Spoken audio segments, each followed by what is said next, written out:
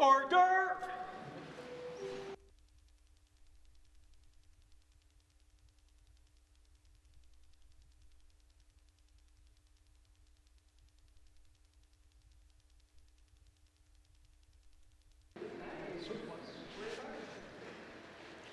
Creator, may your spirit and guidance be in us as we work for the benefit of all our people, for peace and justice in our land, and for the constant recognition of the dignity and aspirations of those whom we serve. Amen.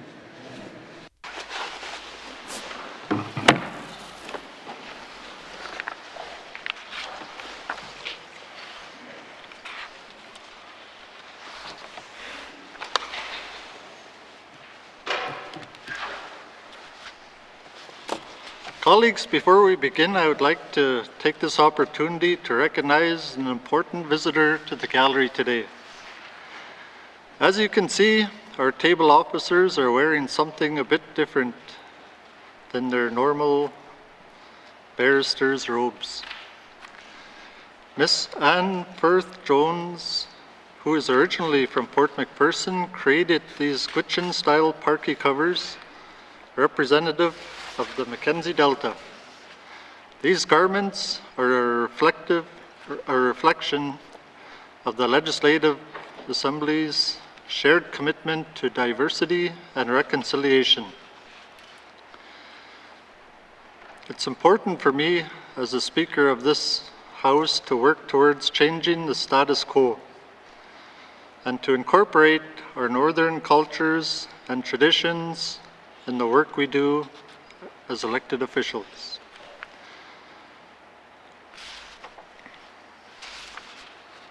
Thank you for attending today's proceedings and for creating these beautiful garments for our table officers. It is a pleasure to have you here. Please join me in welcoming Ms. Anne Firth Jones to the House today. Thank you.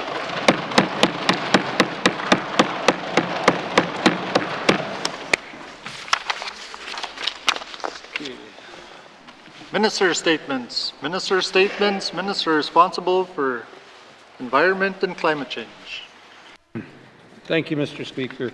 Mr. Speaker, I rise today to provide an update on the territorial emergency response that is underway to support N.W.T First Nation and the town of Hay River as some residents of these communities return home following a second year in a row of evacuation caused by natural disasters. On behalf of the government of the Northwest Territories, I offer my sympathies to everyone impacted by this year's wildfire. I'm personally familiar with this experience, having been forced to evacuate my own home in 2021 due to severe flooding that year. I know that many of you are experiencing now, as well as the path you are now on to repair damage and help rebuild your community. I want to provide assurance that the N.W.T is actively supporting community governments in their response to this wildfire, while also continuing to monitor the potential of flooding in other communities during this high-risk season. It was a relief to residents of Hay River when they learned that they could return home last week. However, it must be stated that the town remains on evacuation alert and residents must be prepared to evacuate again on short notice. Unfortunately, evacuees from N.W.T First Nation are still under an active evacuation order and cannot return home until it's safe to do so. The evacuation center in Yellowknife and all associated supports remain active until the evacuation order is lifted. A pathfinder also remains in place to provide information and assistance to evacuees. The Department of Municipal Community Affairs is aware that other community governments have provided support to evacuees who choose not to go to the evacuation center. I'd like to thank all the community governments for their assistance that they provided and recognize that this help has come to a cost to you.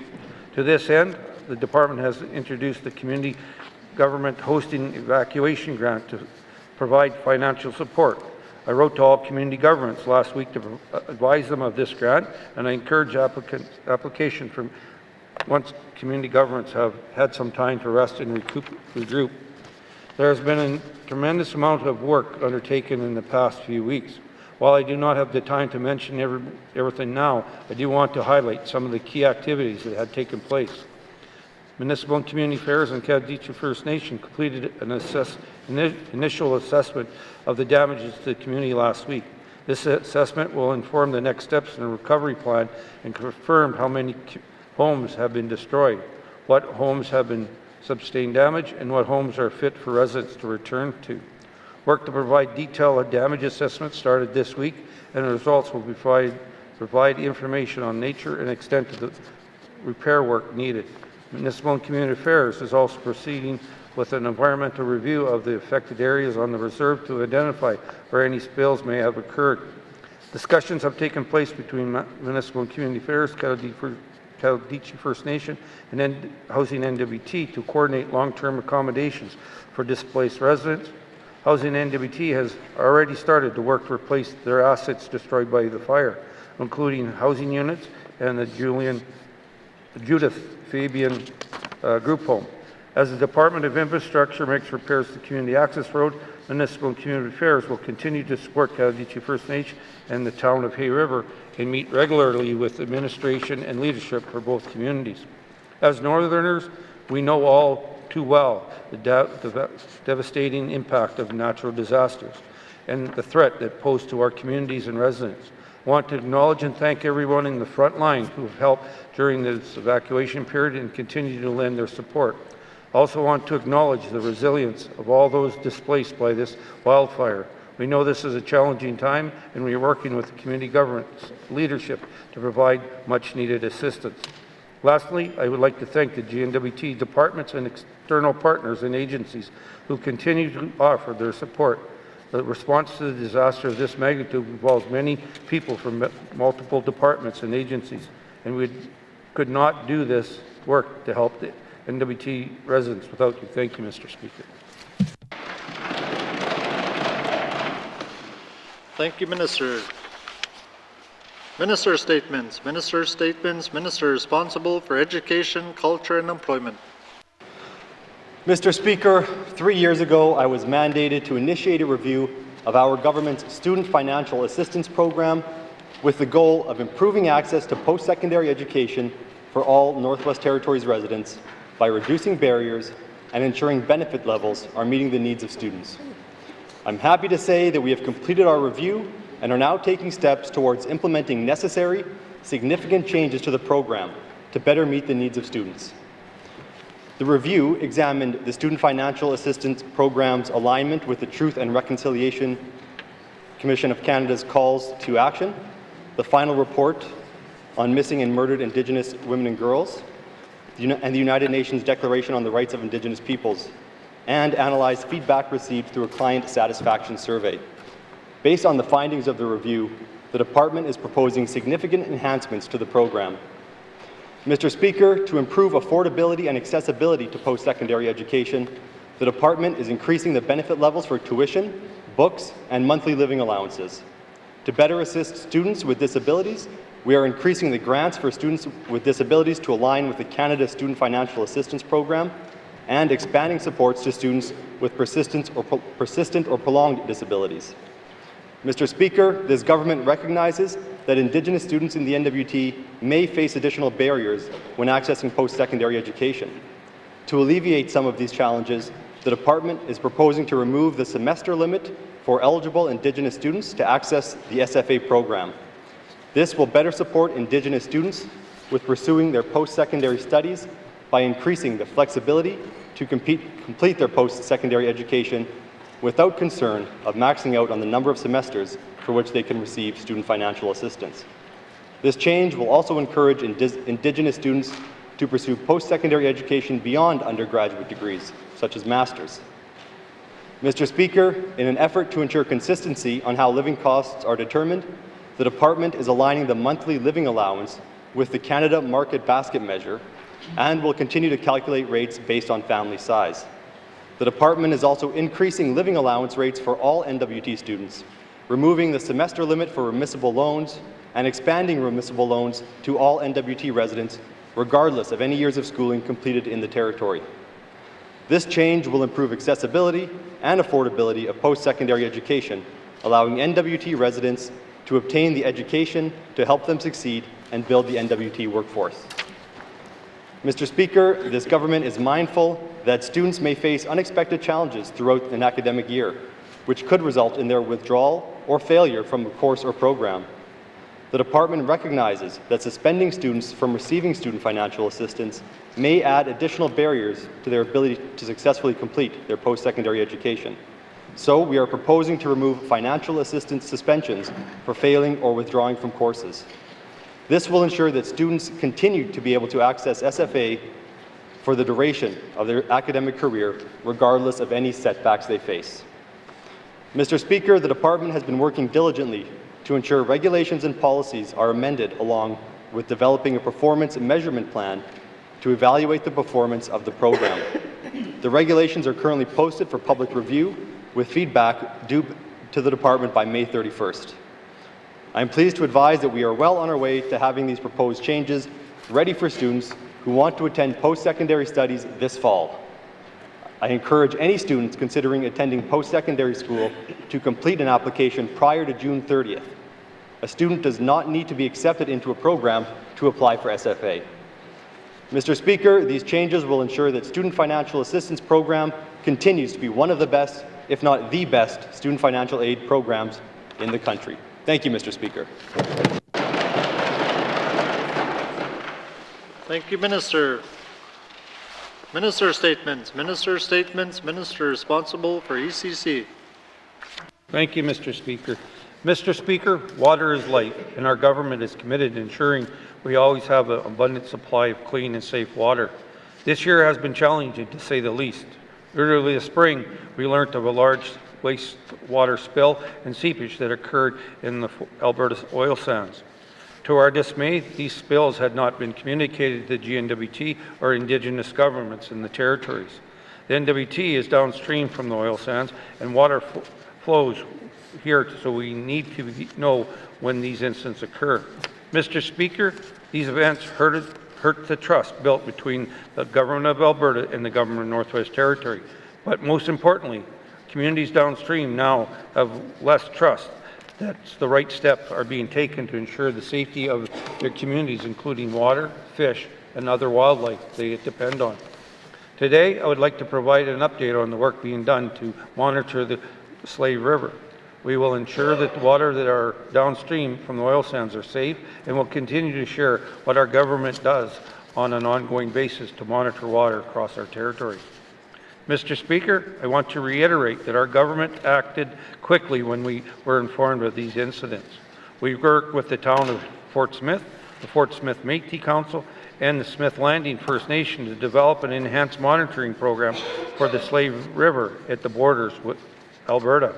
This increased monitoring was conducted to ensure that there was nothing from Coral mine incident and could cause harm to people, wildlife, or environment. We continue to work with our partners to review and assess results of this enhanced monitoring. To date, nothing troubling has been found in our water. Mr. Speaker, our government always continues to monitor water quality beyond the Slave River.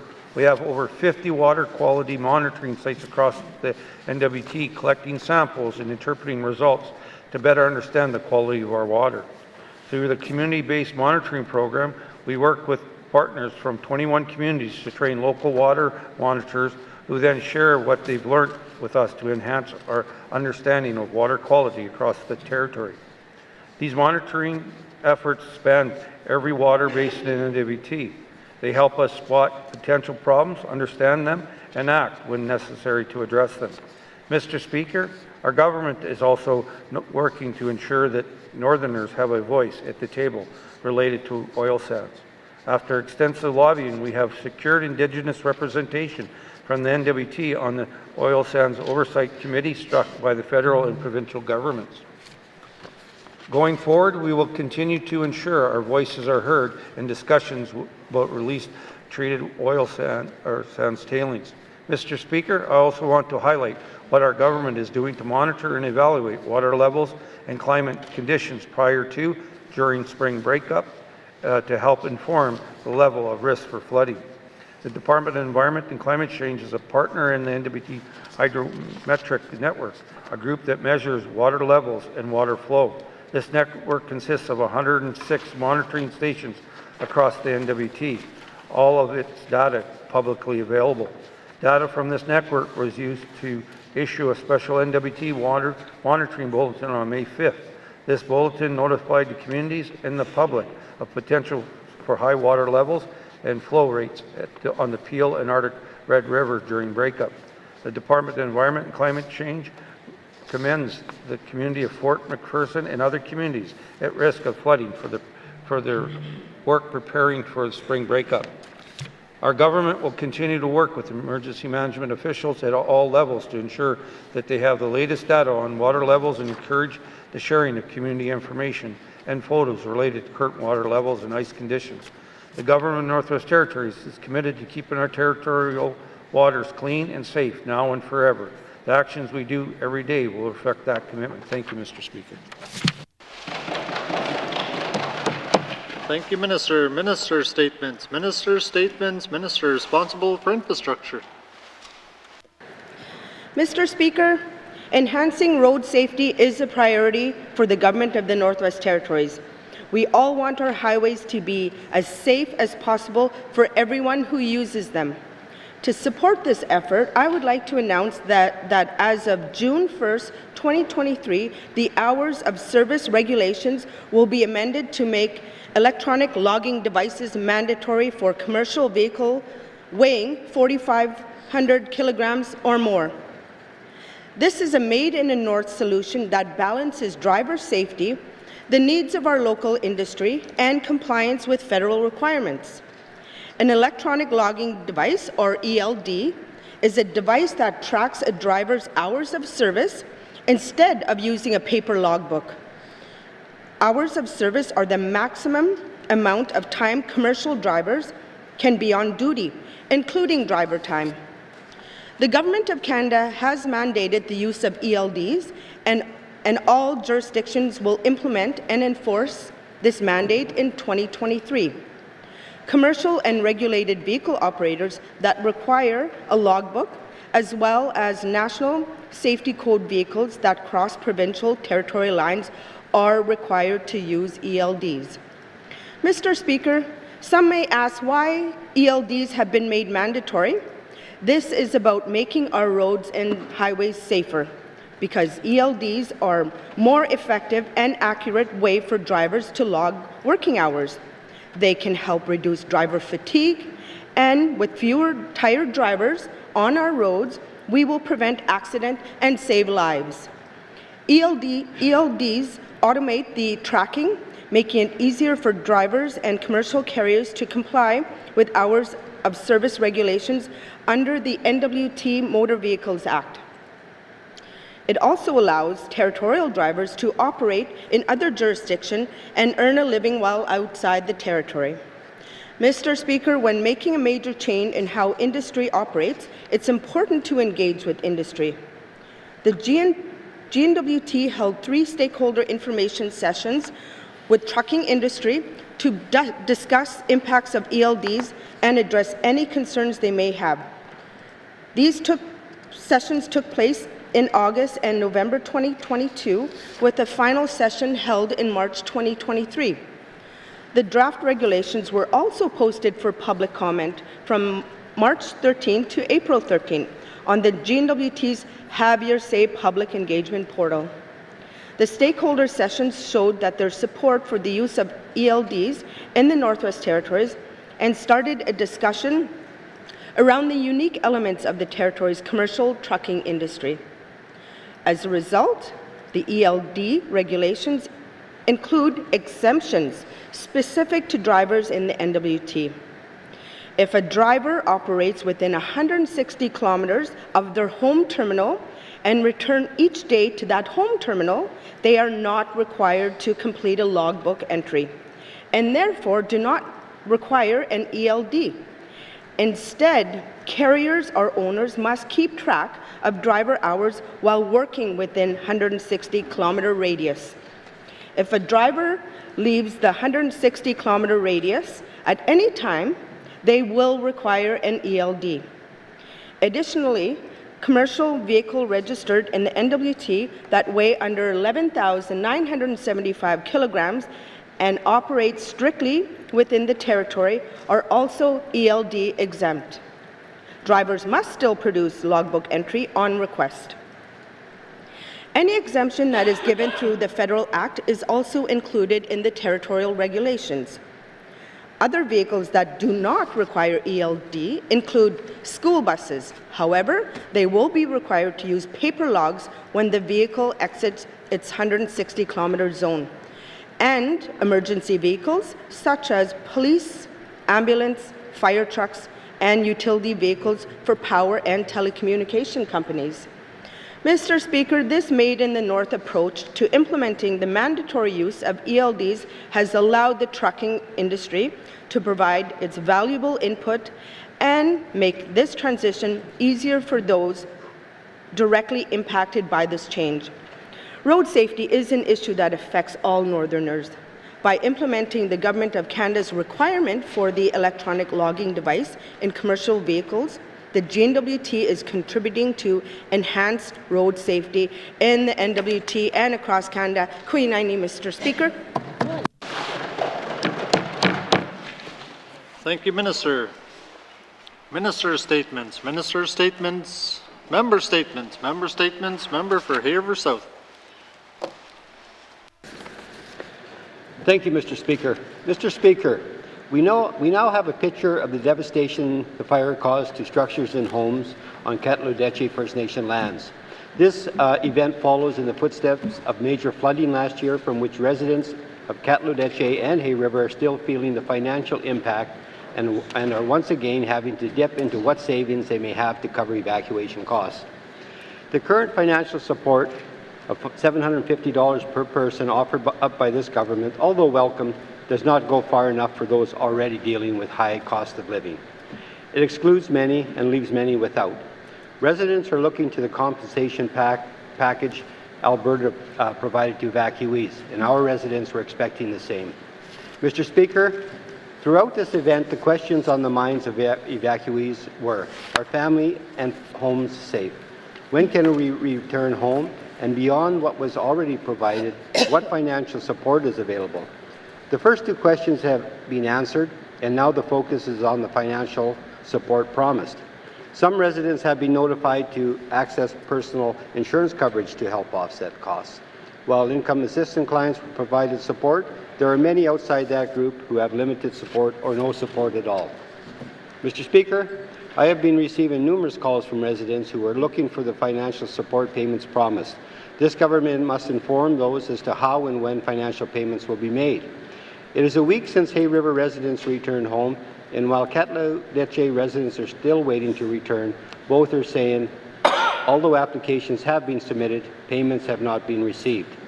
Residents need financial support as soon as possible just to put food on the table, make rent or mortgage payments, and meet day-to-day expenses. Mr. Speaker, we also have the communities of Yellowknife, Enterprise, Fort Providence, Fort Resolution, Fort Smith, Fort Simpson, and others who all welcomed evacuees with open arms and supplied services prior to any financial commitment from this government. Why did they do this? Because they knew it was the right thing to do. Mr. Speaker, I am pleased this government made a financial commitment to those communities who have supported evacuees. I will expect compensation for each of those communities to be equitable and timely. Mr. Speaker, I seek unanimous consent to conclude my statement. Thank you, member for Haver South. Member seeking unanimous consent to conclude a statement. Are there any nays? There are no nays. You may conclude your statement. Thank you, Mr. Speaker.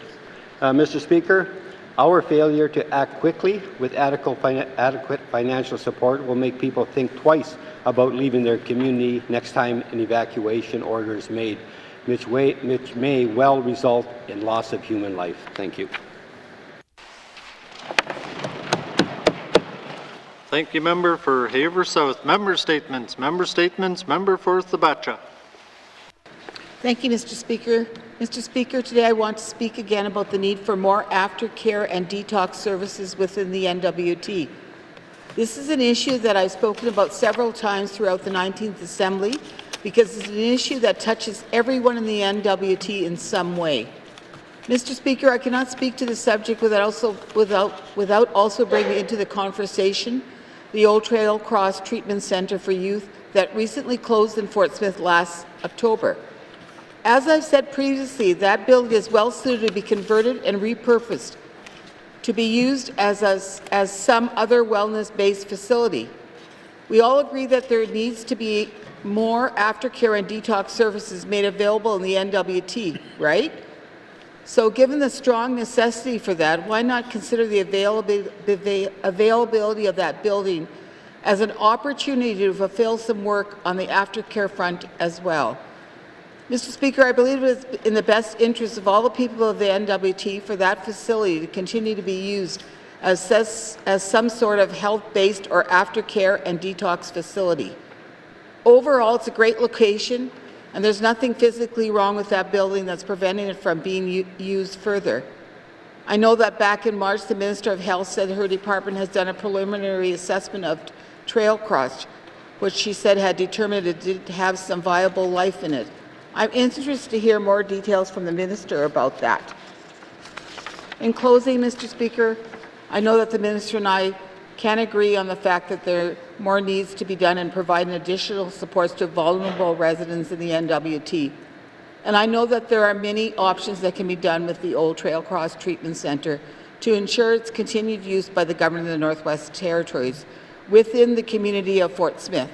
I know there's great potential to convert that building into a territorial aftercare facility. I still believe that is a good idea for all of us to consider, because once again, given the way that building was structured, it's made in an ideal location to house both men and women clients separately under one roof. I will have questions for the Minister of Health later today. Thank you, Mr. Speaker. Thank you, Member for Thabacha. Member statements. Member statements. Member for Decho. Merci, Mr. Speaker. Mr. Speaker, I have spoken many times throughout this Assembly about the importance of sports and recreation in the lives of youth, especially in small communities. Today, I want to continue speaking on that issue. Mr. Speaker, according to a recent article from CKLB News, there were 101 athletes from the N.W.T who attended the Canada Winter Games in PEI between February and March. And of those athletes whose home communities are publicly available, 71% of them are from Yellowknife. Now, in a territory with 33 communities, does that situation seem fair to you, Mr. Speaker? In addition, Mr. Speaker, there was a different article from Cabin Radio who interviewed the Executive Director of Sport North, which is the organization that oversees Team N.W.T at the Games. And Cabin Radio asked about the number of Indigenous athletes on Team N.W.T. The answer to that question was that they do not track their athletes' ethnicities, so therefore they did not know the number of Indigenous athletes. In the territory that's half Indigenous, does that situation seem fair to you, Mr. Speaker? Mr. Speaker, I'm pointing out these inequities because there is a clear disparity of opportunity here between athletes from small communities versus athletes from Yellowknife, particularly for Indigenous youth. As someone who's been involved in sports and recreation for quite some time, the state of sport is very poor right now. Mr. Speaker, I also want to comment on the prospect of Yellowknife hosting the 2026 Arctic Winter Games. First of all, I think that is a very good idea, and I had hoped that the City of Yellowknife and the N.W.T would accept and take on this major international sporting event. Yellowknife has hosted the Arctic Winter Games 4 times now, with the last time being in 2008. So it's already proven that it's more than capable of hosting these games. The N.W.T last hosted the games in 2018, which Hay River and Fort Smith co-hosted very successfully. I don't understand what the hesitation now is to host the games in 2026. This type of event is a huge opportunity for young athletes to participate in, and since it would be taking place within the N.W.T, it would be easier for athletes from the small communities to participate as well. I could go on, Mr. Speaker, but I will leave it there. I will have questions for the MACA Minister at the appropriate time. Merci, Mr. Speaker. Thank you, Member for Decho. Member statements. Member statements. Member for Tunade-Welde. Thank you, Mr. Speaker. Today I rise before you to express my grave concerns and utter disappointment of the lack of response to the unlawful raid conducted by the N.W.T officers on the N.W.T Indian First Nation Culture Camp at Timber Bay on September 13, 2022. The failure to acknowledge this injustice is not only distressing but also raises serious concerns and questions about the actions and accountability of our government. The United Nations Declaration of Rights of Indigenous Peoples stands as a beacon of hope and justice for Indigenous communities across the globe. It affirms the inherent rights of Indigenous people to their lands and resources, culture, and self-determination. The Declaration emphasizes the importance of obtaining free, prior, informed consent before undertaking any activities that may affect Indigenous communities. Regrettably, the raid of N.W.T Indian First Nation Culture Camp stands as stark contradiction to the principles enshrined in this international agreement. We cannot turn a blind eye to the fact that this incident is not an isolated incident, but rather a continuation of a pattern of disregard for the rights and well-being of Indigenous people in our territory. We have witnessed similar acts that were met with rightful criticism and condemnation from both within and outside of our jurisdiction. Yet here we stand, witnessing another violation of the rights of our Indigenous brothers and sisters. As the member of the Legislative Assembly, we have a solemn duty to uphold the principles of justice, fairness, and equality. It is incumbent upon us to ensure that this action of our government reflects these fundamental values. The unlawful raid of N.W.T First Nation Culture Camp undermines the trust and relationship between the N.W.T and the Indigenous communities, making it even more challenging to forge new path of reconciliation and meaningful partnership. We must recognize the strength of our territories lies in a rich diversity of people and culture. Our Indigenous communities have deep roots in their traditional lands, and their knowledge and traditions are invaluable treasures that must be respected, protected, and celebrated. It is our responsibility to create an environment where Indigenous voices are heard, where their rights are safeguarded, and where their contributions are valued.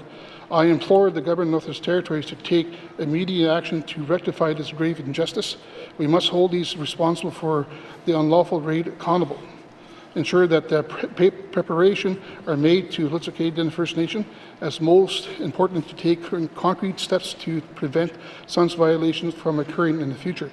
We must work together in establishing a robust mechanism that prioritizes free and prior informed consent and then empower Indigenous communities to shape their own future. Mr. Speaker, I seek unanimous consent to conclude my member statement. Merci. Thank you, Member for N.W.T. The member seeking unanimous consent to conclude a statement. Are there any nays? There are no nays. You may conclude your statement. Thank you, Mr. Speaker, and thank you, colleagues. Let us not merely pay lip service to the principles of reconciliation and the rights of Indigenous people. Let us act with integrity, empathy, and humility, acknowledging the mistakes of the past and committing ourselves to the future build of mutual respect, understanding, and justice. Mr. Speaker, I would have the questions for the appropriate Minister, ENR, Environment and Climate Change. Merci. Thank you, Member for N.W.T. Member statements, Member for Great Slave. Thank you, Mr. Speaker. In March, the government introduced legislation to implement the United Nations Declaration on the Rights of Indigenous Peoples. The declaration sets minimum standards to protect the rights of Indigenous peoples and to contribute to their survival, dignity, and well-being. The government says it wants to affirm the declaration as a universal human rights instrument that applies to the Northwest Territories. Mr. Speaker, there truly isn't more important work for this government to do, but I question this government's commitment to truly implementing the declaration. Recent government actions make the government's commitment seem more like symbolism. The gap between words and actions has been jarring. First, what my colleague from N.W.T just mentioned. Also in December, while EIA was finalizing the MOU to implement the declaration and inviting Indigenous governments to sign on, the Department of Justice intervened at the Supreme Court to dispute whether the N.W.T Child and Family Services Law should bind the government. And in March, on the same day the Premier introduced Bill 85 to legislate the declaration, the Premier tabled a draft homelessness strategy that made zero mention of the declaration or the missing and murdered Indigenous women and girls. Mr. Speaker, how can this government say it will implement the declaration while at the same time pursuing policies and actions that ignore or outright reject the principles of the declaration? This type of behaviour erodes trust, a trust that is already fragile and tenuous at best. The government has received only partial support in its approach to the declaration. 5 of 15 Indigenous governments and organizations have not signed the MOU, including the Acacho Territory Government, the Decho First Nation, the N.W.T Regional Corporation, the Sawtooth Secretariat Incorporated, and the Salt River First Nation. And even if the legislation is passed, the work of implementation will have to wait. The legislation would allow the government 2 more years to develop a plan for implementation without requiring any concrete actions beforehand. Mr. Speaker, true implementation cannot wait. It means respecting the rights, dignity, and self-determination of Indigenous peoples now. As a white settler, I acknowledge the privilege I hold in not being subjected to the historical and present-day injustices that deny Indigenous peoples their inherent rights, and I lend my support as an ally in advocating for true rights implementation in everything this government says and does. Thank you, Mr. Speaker.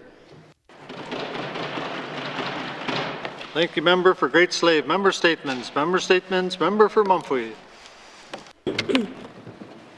Thank you, Mr. Speaker.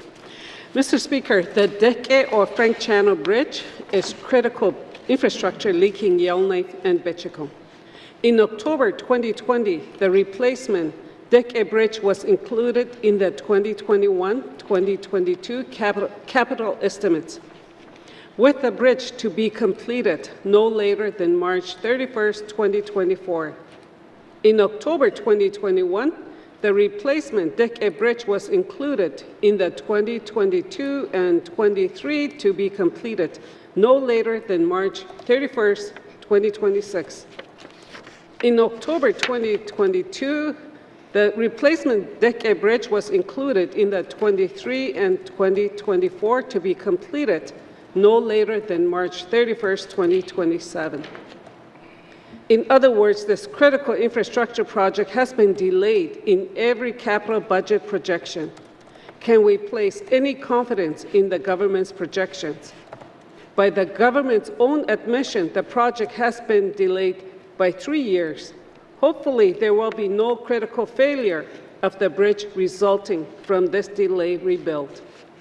The government of the Northwest Territory started making plans to replace the bridge in 2018. If the current trend of delays continue, the bridge will have taken 10 years from the start of its planning to its completion. Mr. Speaker, this is way too long. In February of this year, I emphasized that this project needs to be kept on track.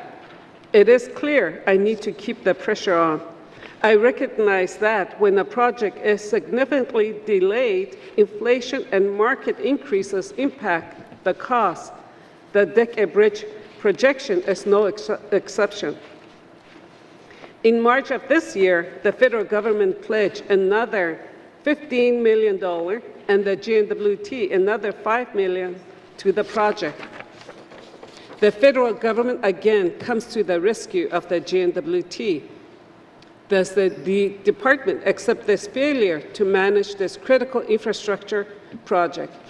Luckily, the feds are throwing in more money to salvage the situation. Mr. Speaker, I seek unanimous consent to conclude my statement. Thank you. Thank you, member for Mumfwee. The member is seeking unanimous consent to conclude her statement. Are there any nays? There are no nays. You may conclude your statement. Mr. Speaker, it is time to fast-track the project to prevent additional budget increases and further delays to the completion of Deke Bridge. Mr. Speaker, I will have a question for the Minister of Infrastructure. Thank you. Thank you, member for Mumfwee. Member statements. Member statements. Member for Framley. Merci, Monsieur le Président. It seems to happen more often lately with this cabinet that regular MLAs learn about events and meetings through the media rather than directly from our colleagues across the floor. Scooped by cabin radio again, the Minister of Infrastructure seems to have been summoned by the United States Embassy for a meeting that was to have taken place on May the 4th, 2023. As regular MLAs, we received nothing either before or after this meeting. The Cabinet Radio story was rather sketchy about the purpose of this meeting. It appears that there was some sort of discussion or presentations on the failed Grays Bay Road and Port project and possibly the Tibbet to Contoito all-weather road on this side of the boundary. Of course, this is the road where N.W.T continues to bulldoze ahead with regulatory applications while ignoring the plans for a regional study as requested by the Tlicho government and approved by the Federal Minister of Northern Affairs. I will ask the Minister of Infrastructure why she went to Ottawa, who was there, whether she can give us some kind of report, and why the United States hosted such an event. Merci, Mr. Speaker. Thank you, member for Frame Lake. Member statements. Member statements. Member for Yellowknife North. Thank you, Mr. Speaker. Committee has recently been traveling on the UN Declaration on the Rights of Indigenous People legislation, and we've been getting a lot of feedback. A lot of feedback that I think many people in this territory have heard for years. But I'm growing concerned that this government is kind of blurring the lines of truth and adopting symbolic statements that perhaps they don't fully mean. In that legislation, for example, it says the N.W.T rejects all form of colonialism.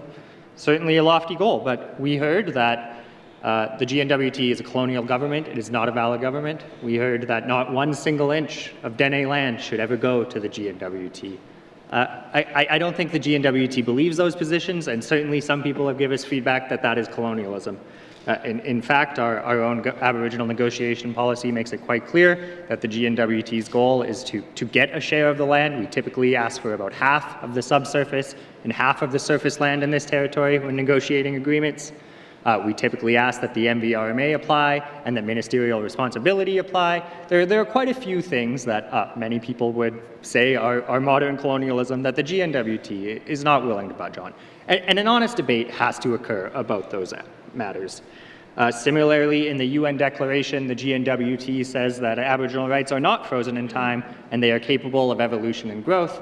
Yet this government has long taken a position not to reopen existing land claims, that land claims have cede and surrender language in them, language that once that agreement is done, it is done, those rights are not growing any further. Perhaps the government's position is shifting on this, but if we're going to go out and properly implement UNDRIP, we need to be able to give answers to citizens when they ask these questions. What are we doing? Where is our position? We don't have those answers. Yesterday in the House, I heard the Premier speak to a number of agreements. In our mandate, they committed to completing 2 agreements. Unfortunately, I heard the word draft in front of all of those agreements. They're trying to stretch the definition of complete. None of those are public documents. None of them have been signed. We don't know what's in them. We don't know if we're actually making progress on this. I'll note we have a number of agreements in principle that are over 20 years old. I don't want to belittle the step of getting there, but it doesn't mean final. It doesn't mean done. And I'm concerned that we are simply not living up to this mandate commitment, and we're not being honest with our citizens about what we are willing to negotiate and what we are not, leading to more broken promises, Mr. Speaker. I'll have questions for the Premier. Thank you. Thank you, member for Yellowknife North. Member statements. Member statements. Member for Kamloops. Mr. Speaker, to anyone helping to raise a child in today's society, let's collectively take a deep breath. It's hard, from Snapchat to substance use, learning boundaries to learning algebra, and navigating the costs today while preparing them for tomorrow.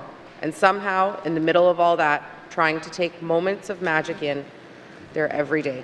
It is hard. My heart goes out to today's parents who have the added challenge of finding childcare, and in some cases choosing between their career goals and their family goals. Accessible and affordable childcare is playing an oversized role in determining whether parents can return to their pre-COVID employment and wage paths. Under the guise of universal childcare, Canada is evolving the childcare industry into a sector similar to our education system, and there is much to be gained from that. But this transition is reliant on the buy-in and support of the people who have built and sustained our existing childcare sector.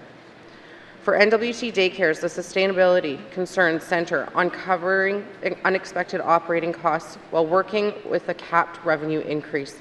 You cannot have sustainability without certainty, Mr. Speaker. In addition, low wages is one of the biggest barriers to recruiting and retaining workers, and the N.W.T is working to establish a wage grid. But advocates say childcare wages have to hit $30 an hour average across Canada to meet demand for the service.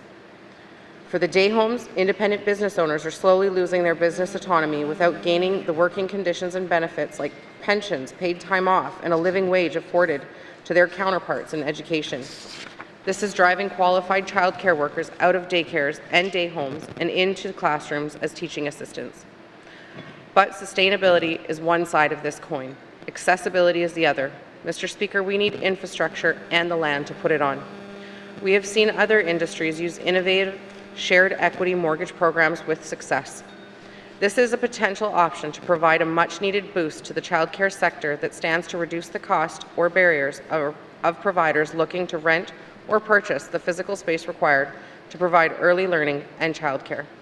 Mr. Speaker, advocates say the shortage of both childcare spaces and workers is creating a bottleneck that will take time to unclog, but parents can't afford that time. We need active solutions to tackle this challenge that prioritizes both the sustainability and accessibility of the N.W.T childcare sector. Thank you.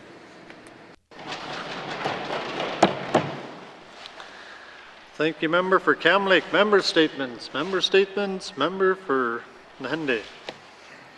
Thank you, Mr. Speaker. Mr. Speaker, today I'd like to rise in the House to talk about the Youth Parliament that was held April 17th to the 20th here in Yellowknife. I appreciate the Legislative Assembly staff and the Speaker for putting on this amazing event. As you're aware, the Youth Parliament provides our youth a unique opportunity to travel to Yellowknife to take on the role of an elected member and participate in the daily workings of consensus government, the Legislative Assembly. What is impressive about this opportunity is for students in grade 9 and 10 from across the Northwest Territories. The young lady that represented the Nahende constituency was Deja Horsey from Fort Simpson. I had the opportunity to know this young lady since she was a baby. Her dad and I played hockey together for several years, wink wink, as defense partners. Because of each other's busy schedule, we had more of our meetings time to move our meeting time to Tuesday at 12 noon. As she walked in the office, I asked her to take my chair behind the desk to get the full experience. To start the meeting off, she was a bit shy, but as we talked, she had some amazing questions, such as, what is your most challenging thing to do as an MLA? Do I have challenges being a minister and an MLA at the same time? How do you do public speaking, and do you get nervous? We discussed the morning meeting and what motions would be coming into the House on Thursday. Some of the tips on writing her member statements and how to represent it in the House. On Thursday, upon my return trip with Minister Savage, I had the opportunity to watch her do her member statement. She was a natural and did an amazing job. Mr. Speaker, I'd like to have Deja's member statement be deemed as read. Other thing I witnessed and enjoyed watching was the youth passing notes between one another. They kept our members, who were pages, very busy for the whole session. Mr. Speaker, in closing, I'd like again to thank you and the legislative staff for providing this opportunity for our youth. Mr. Chair. Thank you, Member for Nahende. Member statements. Member statements. Recognition of visitors in the gallery. Recognition of visitors in the gallery. Member for Tunadewelde. Thank you, Mr. Speaker. I'd like to recognize Iris Catholic, member from my constituency in Thutsuke. She's the manager of the Thai Nene manager office in Thutsuke. She's here for visits, so I want to welcome to here in Yellowknife. Merci. Thank you, Member for Tunadewelde. Recognition of visitors in the gallery. Recognition of visitors in the gallery. Madame Premier. Thank you, Mr. Speaker. I'd like to recognize the page for Range Lake this week, Kaylee Alisadia, excuse me if I pronounced the last name wrong, and welcome to all pages. Thank you, Mr. Speaker. Thank you, Member for Range Lake. Recognition of visitors in the gallery. Member for Nuvik-Bootlik. Thank you, Mr. Speaker. Mr. Speaker, I'd like to recognize my nephew, Brody Alexi Benoit, who's the page here in the assembly with us. Also, my brother Desmond was just sitting up in the gallery. It's always nice to have family here to support you. Thank you, Mr. Speaker. Thank you. Member for Nivik-Boot Lake. Recognition of visitors in the gallery. Recognition of visitors in the gallery. Member for Nahinde. Thank you, Mr. Speaker. Mr. Speaker, I'd like to recognize 2 pages from the Nahende, Addison Erasmus, daughter of Allison Skinner and James Erasmus, Sakley Tetso, son of N.W.T and Joseph Tetso, as well as I witnessed the chaperone Tina Lafferty and her daughter Michaela here. So again, I'd like to thank them, as well as our interpreter, Mary Jane Kazon, and I appreciate all the work she's done. Thank you, Mr. Speaker. Thank you, member for Nahende. Recognition of visitors in the gallery. Recognition of visitors in the gallery. Reports of committees on the review of bills. Reports of committees on the review of bills. Member for Kamloops. Very much, Mr. Speaker. Mr. Speaker, your committee would like to report on its consideration of Bill 72, Opioid Damages and Healthcare Cost Recovery Act. Bill 72 received second reading in the Legislative Assembly on March 2, 2023, and was referred to the Standing Committee on Social Development for review. The Standing Committee held a public hearing on May 19, 2023, and completed its clause-by-clause review of the bill with the Minister of Justice on May 29, 2023. Mr. Speaker, the committee reports that Bill 72, Opioid Damages and Healthcare Recovery Act, is ready for consideration in Committee of the Whole. Thank you, Mr. Speaker. Thank you, member for Cam Lake. Reports of committees on the review of bills. Reports of committees on the review of bills. Reports of standing and special committees. Member for Haver South. Thank you, Mr. Speaker. Mr. Speaker, your Standing Committee on Rules and Procedures is pleased to provide its report on the review of the rules of the Northwest Territories Legislative Assembly. Introduction. The Standing Committee on Rules and Procedures, open bracket, committee, close bracket, is pleased to report on its review of the rules of the Legislative Assembly of the Northwest Territories. The current rules of the Northwest Territories Legislative Assembly, open bracket, the rules, close bracket, were adopted December 7, 2021. At that time, the rules were revised and reorganized into chapters to allow for revisions without having to repeal and replace the rules. If carried by this Assembly, the recommendations of this report will be the first rules changes under this new structure.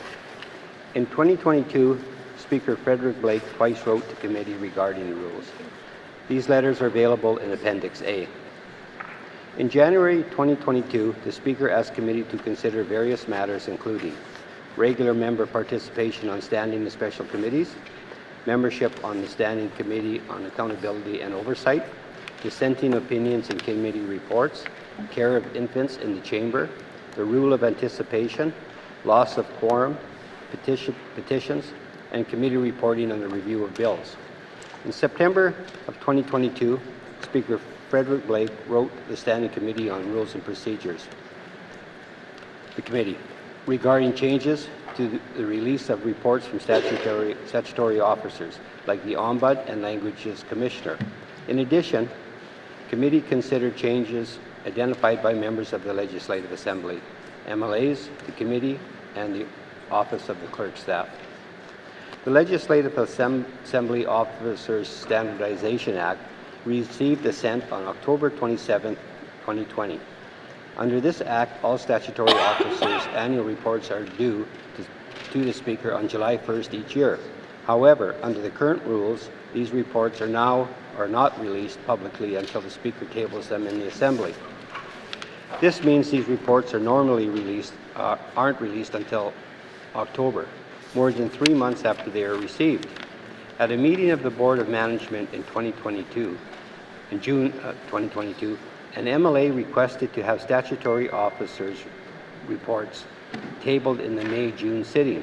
The MLA believed that the earlier tabling and release of the reports would facilitate quicker review by committees. The Speaker asked committee to determine the best approach to make statutory officers' annual reports available to the public and standing committees earlier. I will now pass this on to the member for Frame Lake. Thank you. Thank you, member for Haver South. Member for Range Lake. Frame Lake. had me worried there, Mr. Speaker. Statutory officers' annual reporting. Committee recognizes the importance of statutory officers' annual reports to the public and standing committees. Committee also recognizes that timely release of information is a key component of transparency and accountability. Committee considered the 4 options identified by the Speaker. Given the importance of these reports and the request made to the Board of Management, Committee does not believe the status quo is a viable option. Requiring statutory officers to produce their reports for tabling in the May-June session represents an additional burden as their reporting year ends March 31st, 2023. Committee felt it was unnecessary to amend legislation when the matter could be addressed through amendments to the rules. Therefore, Committee Recommendation 1, Standing Committee on Rules and Procedures recommends that the following be added under Rule 4.5, 4.6. Statutory officers' annual report received by the Speaker shall be communicated to members and made publicly available within 7 calendar days when the House is not sitting. The Speaker will table the report in the House at the earliest opportunity. Other changes to the rules. Regular member committee membership. Standing committees are established each assembly and conduct important work on behalf of the assembly. Other than this committee, which includes membership from the Executive Council, standing committees only include regular members. The Board of Management, while not a standing committee, also conducts important work on behalf of the Assembly and has membership from both the regular members and Executive Council. To ensure an equitable distribution of work among regular members, Committee Recommendation 2. Standing Committee on Rules and Procedures recommends that the following be added after Rule 9.2 brackets 5, 9.2 brackets 5.1. Each regular member shall sit on a minimum of 2 committees in addition to the Standing Committee on Accountability and Oversight. This includes standing committees and the Board of Management. Removal of a member from the Standing Committee on Accountability and Oversight. Members are appointed to standing and special committees by way of motion on notice. Changes to membership on these committees must be made by way of a motion on notice. The Standing Committee on Accountability and Oversight is an exception to this practice. Rule 9.2 brackets 2 provides that the Assembly shall appoint the Standing Committee on Accountability and Oversight all members except those members appointed to the Executive Council and the Speaker. Recognizing that whether by the rules or by motion, membership on AOC is established by the House, it would be inappropriate for AOC to have the ability to remove a member. This authority rests solely with the House. However, members of AOC have highlighted there needs to be some way of controlling or disciplining AOC members who are disruptive, particularly when the House is not sitting. The committee is recommending the rules be amended to provide AOC with the authority to establish or to suspend a member for up to 3 meetings in certain situations. This would mirror an authority the Board of Management currently has with its members. If AOC exercises this authority by a majority of its members, they must report any suspension to the House at the first available opportunity during reports of standing and special committees. This would provide or bring public attention to the members' conduct, which would be a public sanction. Ultimately, if suspension does not address the issue, a motion could be brought forward to remove a member from AOC. Once removed, a member could only be reappointed to AOC by motion of the House. Recommendation 3. Standing Committee on Rules and Procedures recommends that the following be added after Rule 9.3 brackets 9. 9.1. If a member of the Standing Committee on Accountability and Oversight acts in a manner that warrants discipline, which includes but is not limited to A, violating any provision of the Legislative Assembly and Executive Council Act and its regulations that deal with conduct and responsibilities of committee members, B, disclosing confidential committee information without committee approval, C, attending a meeting under the influence of alcohol, cannabis, or other mind-altering substances, and D, being repeatedly absent from meetings without a valid excuse. The committee may, by majority vote, suspend the member from the committee for a period of up to 3 meetings in duration. 9.2. If a member has been suspended from the committee for a period of time, the chair of the committee will report the suspension to the House under reports of standing and special committees. 9.3. The committee may at any time recommend to the House that a member be removed from or appointed to the committee. I'll now turn the report over to the member for Nande. Mr. Speaker. Thank you, member for Frame Lake. Member for Nahende. Thank you, Mr. Speaker. Mr. Speaker, committee report options of dissenting members. During the 18th and 19th Assembly, some committee reports had included dissenting options. The rules don't address dissenting options and how they can or should be incorporated in committee reports. Committee recommends, recommendation number 4, the Standing Committee on Rules and Procedures recommends that the following be added after Rules 9.4 paragraph or sub point 1. 1.1, one of the member or more members of the committee may indicate that they have dissenting or that they dissent from a particular recommendation or comment. 1.2, a member or members who wish to express the reason for the dissent may do so in an appendix to the report. 1.3, the chair of the committee will establish a reasonable deadline for any dissenting opinions to be shared with committee members before the report is presented to the House. Committee review of a bill not ready to proceed. The rules provides that bills reported from a committee shall be received by the Assembly and ordered into committee of the whole. This applies even when a committee supports that a bill should not proceed. As a result, when a committee recommends that a bill should not proceed, there is no procedural significance to the Assembly. If a standing committee reports to the House that the bill should not proceed, this committee believes the bill sponsor should be required to move a motion to consider the bill in committee of the whole. Committee believes that this strikes a balance between the views of the standing committee and the bill sponsors' desire to advance their legislation. Committee recommends, recommendation number 5, the Standing Committee on Rules and Procedure recommends the following be added after Rules 8.3 subbracket 8. 9, a bill reported by a standing committee or special committee as should not be proceed shall require a motion be adopted by the House to consider the bill in motion or the bill in committee of the whole. Committee reports. The existing rules contain a typographical error in Rule 9.4 brackets 4. Committee's recommends. Recommendation 6, the Standing Committee on Rules and Procedures recommends that the Rule 9.4 brackets 4 be amended by adding the word not after the word committee of the whole shall. Petitions. Petitions are ways the public can communicate directly with elected officials. Rule 4.4 brackets 8 requires that the signatures on a petition be handwritten or electronic signatures obtained from the Legislative Assembly e-petition site. However, the e-petition option was removed from the Legislative Assembly's or the Assembly's website as the previously providers ceased operations. Our territory is vast and our communities are widespread. Organizing petitions across multiple communities can provide difficulty. However, this difficulty can be reduced with the use of electronic petitions.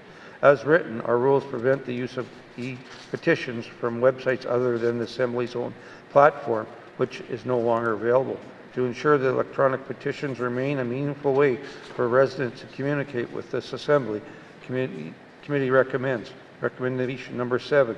The Standing Committee on Rules and Procedures recommends that Rule 4.4 brackets 8 be amended by deleting the words the Legislative Assembly's e-petition site and replace them with the words electronic petition site approved by the Speaker. Loss of quorum.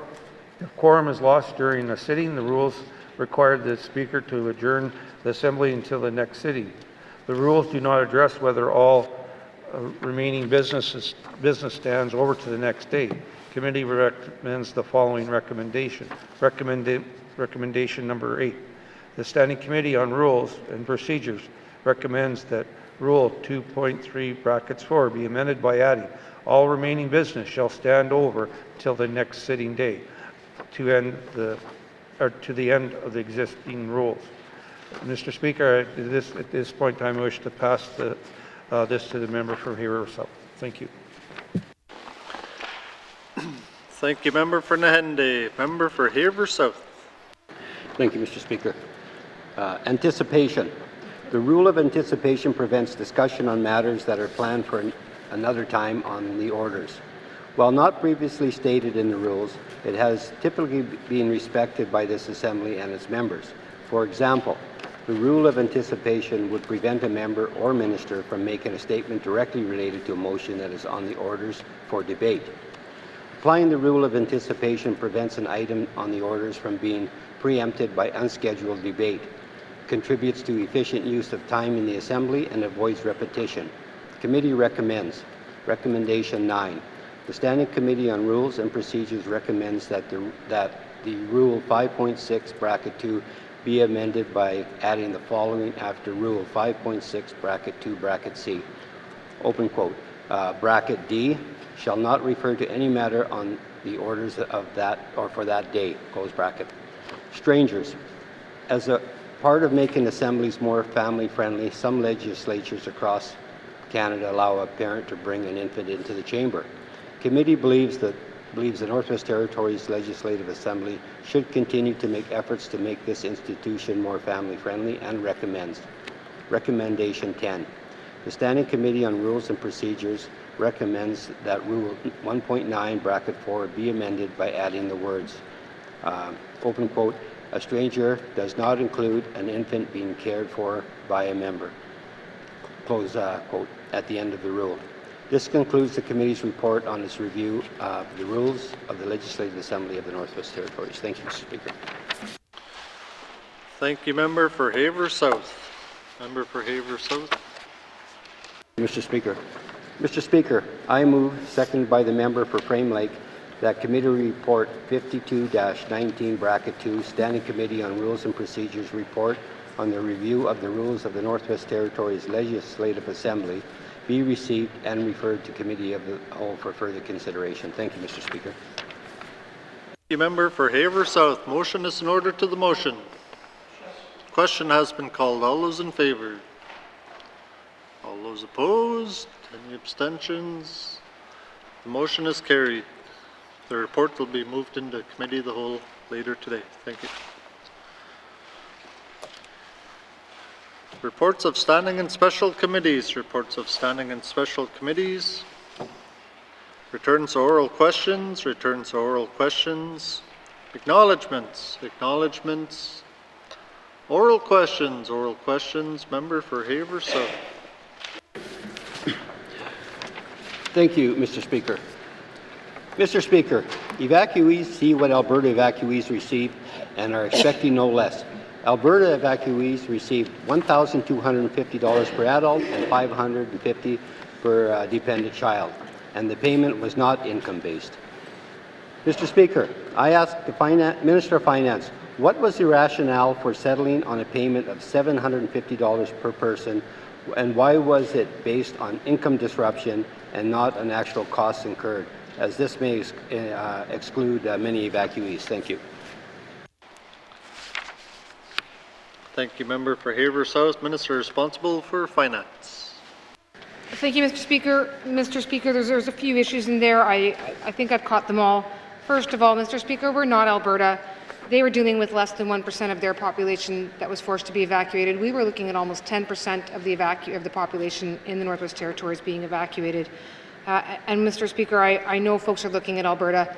I suspect folks in British Columbia were looking at Alberta, as were folks in Saskatchewan looking at Alberta, and even Nova Scotia might frankly be looking at us because they were offering at last count only $500 per resident, although under a certainly different system than what we were under.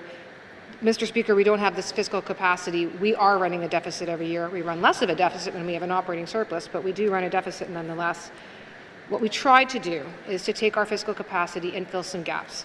So, Mr. Speaker, looking at actual costs, our first priority was to minimize those costs. So that's where you have the EMO stepping in and providing transportation, food, shelter, immediate toiletries, etc. I realize folks don't necessarily want to stay at the emergency evacuation shelters, but they were there, they were available in order to minimize costs and to fill those gaps for folks who needed it most. Similarly, Mr. Speaker, this is where we had The United Way offered $150,000 to help encourage donations, and they were over $500,000 earlier this week when last I checked. They too are helping to fill some of the gaps and to minimize the costs that residents are facing. But what we then looked to is, so knowing that some of the costs are being filled by these different sources, Mr. Speaker, we're looking at folks who had income disruptions. A lot of individuals still continue to receive their income. We did also ensure that public servants were receiving, N.W.T's public servants were receiving their income. But for those who face an income disruption, that's the group we wanted to try and target. We selected the 750, again, Mr. Speaker, because we're trying to be fair. Income assistance already was providing $1,000 for someone with an dependent or $500 to an adult. Putting it at 750 tries to be fair within all of those parameters that I'm describing. Thank you, Mr. Speaker. Thank you, Minister. Oral questions. Member for Haver South. Thank you, Mr. Speaker. Mr. Speaker, will the minister explain to the evacuees what are the criteria for accessing the program, and is there some flexibility, as not all persons evacuated but may nevertheless have experienced income loss? Thank you. Thank you, Member for Haver South. Minister responsible for Finance. Thank you, Mr. Speaker. Mr. Speaker, so just briefly, firstly, this is all available online if anyone wants to have a look at it, if they're in the capacity to do that. But in short, anyone over the age of 17 who's been subject to an evacuation order of 7 days or more and who has had some sort of income disruption or income loss as a result of that, they can apply. You don't have to have evacuated. We certainly want to encourage people when they're under an evacuation order to please evacuate. It's not there for anything less than necessity, but also didn't want to exclude the fact that some folks would have been emergency responders, may not have been able to evacuate initially. They might have been at the hospital, etc., or gone back early to help restart. So we didn't want to exclude anyone. It does apply to everyone. You don't have to have been actually evacuated, although I don't want to take away, again, the importance of doing so when you're under one of those orders. Thank you, Mr. Speaker. Thank you, Minister. Oral questions. Member for Haver South. Thank you, Mr. Speaker. Mr. Speaker, can the minister confirm if any payments have been dispersed to date? How are they being dispersed? Is it by direct deposit, EMT, Canada Post? What is the timing between application and disbursement of payments? As there are many evacuees needing the funds now and asking when they should expect payment, and I just need to know what to tell them. Thank you. Thank you, Member for Haver South. Minister responsible for Finance. Mr. Speaker, a big part of what we tried to do with this program was to make it easy to apply and then easy to get the money out. So again, that is another one of the reasons when you look at one of the forms online, it's online fillable, and it's looking for proof of income disruption, but we're not asking people to start going and tracking down documents that they might not have had, particularly if the evacuation had lasted longer. So there's provisions in there to speak to their income disruption, but not asking for a lot of difficult paperwork. And once they can fill that form out, they can send it in by email. We've given this information to N.W.T staff so they can help individuals, and funds can be dispersed through either direct deposit or by check. So it really is up to an individual what circumstance they may find easier for them. I can say I think there was an ask about what kind of inquiries we're getting. We certainly are starting to see some applications come in and are immediately working right now to prioritize getting those approved and the money out the door. Thank you, Mr. Speaker. Thank you, Minister. Final supplementary. Member for Haver South. Thank you, Mr. Speaker. And Mr. Speaker, I think it's important that we do get money out to the evacuees as soon as possible, because there are many that are without right now, and they're short on money and they need our support. But Mr. Speaker, will the minister confirm if this program is to be used for future evacuations, and will the amount distinguish between those evacuees from isolated and non-isolated communities? Thank you. Thank you, Member for Haver South. Minister responsible for Finance. Thank you, Mr. Speaker. This program is now a policy of the N.W.T. Mr. Speaker, the conversation here began because we're cognizant that this is a community. These are communities that have been under an evacuation now 2 years in a row. But it is a benefit that's going to be available going forward. As far as the difference between isolated versus non-isolated, again, Mr. Speaker, the emergency management process involves ensuring the availability of transport to any resident who's under an evacuation order. So just as there was buses available to support people who needed it coming out of Hay River, we would be working with communities if they're under an evacuation order to ensure that every resident is able to evacuate safely. Thank you, Mr. Speaker. Thank you, Minister. Oral questions. Member for Tunde-Welleday. Thank you, Mr. Speaker. Mr. Speaker, despite the highest court in the land finding the actions of the N.W.T unlawful on the raid at Timber Bay, the minister has still refused to apologize and take steps to repair the relationships with N.W.T First Nation. Mr. Speaker, when will an internal review of the N.W.T officers conduct at Timber Bay be completed? And will the results be made public? This is the Minister for Minister of E&R. Thank you. Thank you, Member for Tunde-Welleday, Minister responsible for Environment and Climate Change. Thank you, Mr. Speaker. Mr. Speaker, first of all, I have to thank the member for the questions, but I have to thank him for his diligence in working with me to actually have the opportunity to speak with Chief Marlowe in the face-to-face meeting. So again, I thank him for his work as a constituent MLA for Tunde-Welleday. In regards to his question, after concerns were brought forth in the media in relationship to the officer's conduct, ECC are committed to undertake an external review of the officer's conduct during the investigation. Once the investigation is completed, work is currently underway to be ready to start the officer's conduct review once the investigation is completed. Thank you, Mr. Speaker. Thank you, Minister. Oral questions. Member for Tunde-Welleday. Yeah, thank you, Mr. Speaker. I guess to be, if I can make this two-part question, I guess maybe when would the review be complete?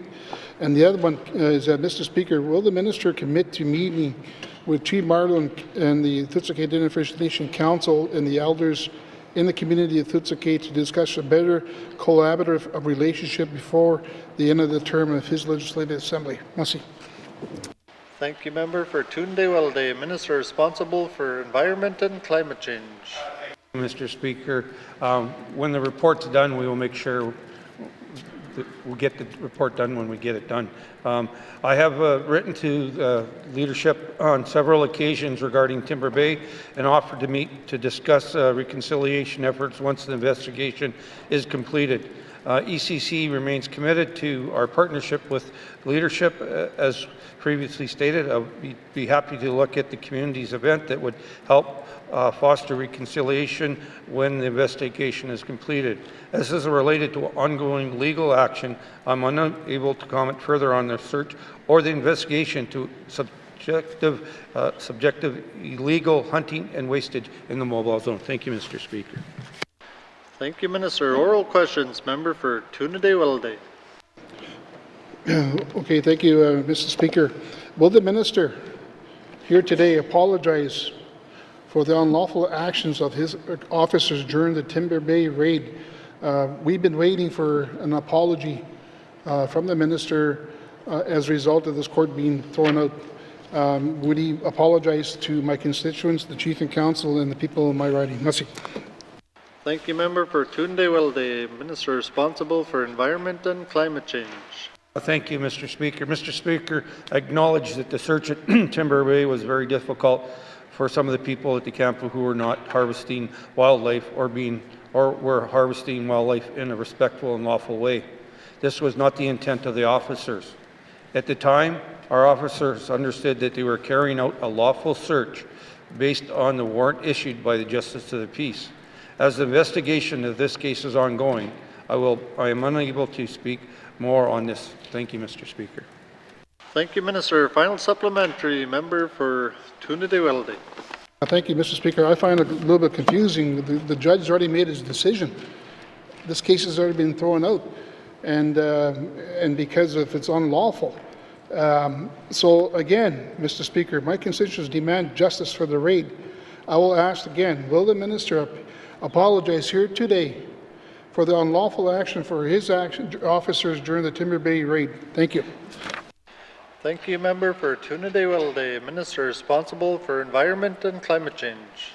Thank you, Mr. Speaker. Mr. Speaker, as I said previously, you have acknowledged that the search at Timber Bay was very difficult for some of the people at the camp who were not harvesting wildlife or were harvesting wildlife in a respectful and lawful way. This was not the intent of the officers. As the investigation of this case is ongoing, I will not be able to speak further on this. Thank you, Mr. Speaker. Thank you, Minister. Oral questions. Oral questions. Member for Yellowknife North. Thank you, Mr. Speaker. As committee has been touring with its UNDRIP legislation, I think it's fair to say there are some fairly high expectations about what the government is willing to change, and there are some fairly tall asks being made of the government, and I think it is in everyone's interest that the G&W-T be transparent about what it is and isn't willing to do. The G&W-T in that legislation commits that Indigenous rights are not frozen in time, they are capable of evolution and growth. We have heard that if that is true, then cede and surrender language in agreements is not appropriate and that it should be removed. My question is this the position of the G&W-T, that if an Indigenous government wants that language removed from their agreement, that we are willing to do that? Thank you, Mr. Speaker. Thank you, Member for Yellowknife North. Honourable Premier. Thank you, Mr. Speaker. The G&W-T has been very transparent about how we feel about that issue. We publicly stated it, our interest to parties.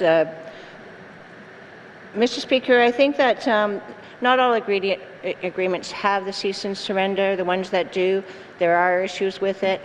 I know that I get concerns on both sides. Sometimes Indigenous governments say, you know, you're taking too long, we want to have it general and make it broader and we can look at it later. But I've learned from reading agreements, and I've learned the problems that happen when you don't have clarity in agreements. So I've been a real stickler, Mr. Speaker, that to try to make the agreements as plain language as possible so that there aren't the misunderstandings that I've seen happen in previous agreements. So yes, Mr. Speaker, I think that that clause, it's a federal government clause, my understanding, the cease and release and surrender, is not appropriate in this time and day. But I also believe, Mr. Speaker, that agreements need to be as clear as possible in as plain language as possible so that all parties, not just the lawyers, understand the meaning of these agreements. Thank you, Mr. Speaker. Thank you, Madam Premier. Oral questions. Member for Yellowknife North. Yeah, thank you, Mr. Speaker. I'm glad to hear that. I think we all know there's a lack of trust, and there's still a narrative of the government going up and down the valley and putting those cede and surrender clauses in. And I think it'd be a symbolic win to get them out and to show that we are willing to move on. We've also heard that for truly free, prior, informed consent to exist, perhaps the current regulatory system, although a great Made in the North solution, is not one truly built on consent. There's a number of things in agreements where G&W-T or federal ministers still have the last say. I'm wondering if the G&W-T has a position on reopening existing agreements on some of those larger questions around consent. Thank you, Mr. Speaker. Thank you, Member for Yellowknife North. Honourable Premier. Thank you, Mr. Speaker. Again, like I said earlier, all agreements are a little bit different in terminology. Some of the agreements actually have it that they can be opened at any time.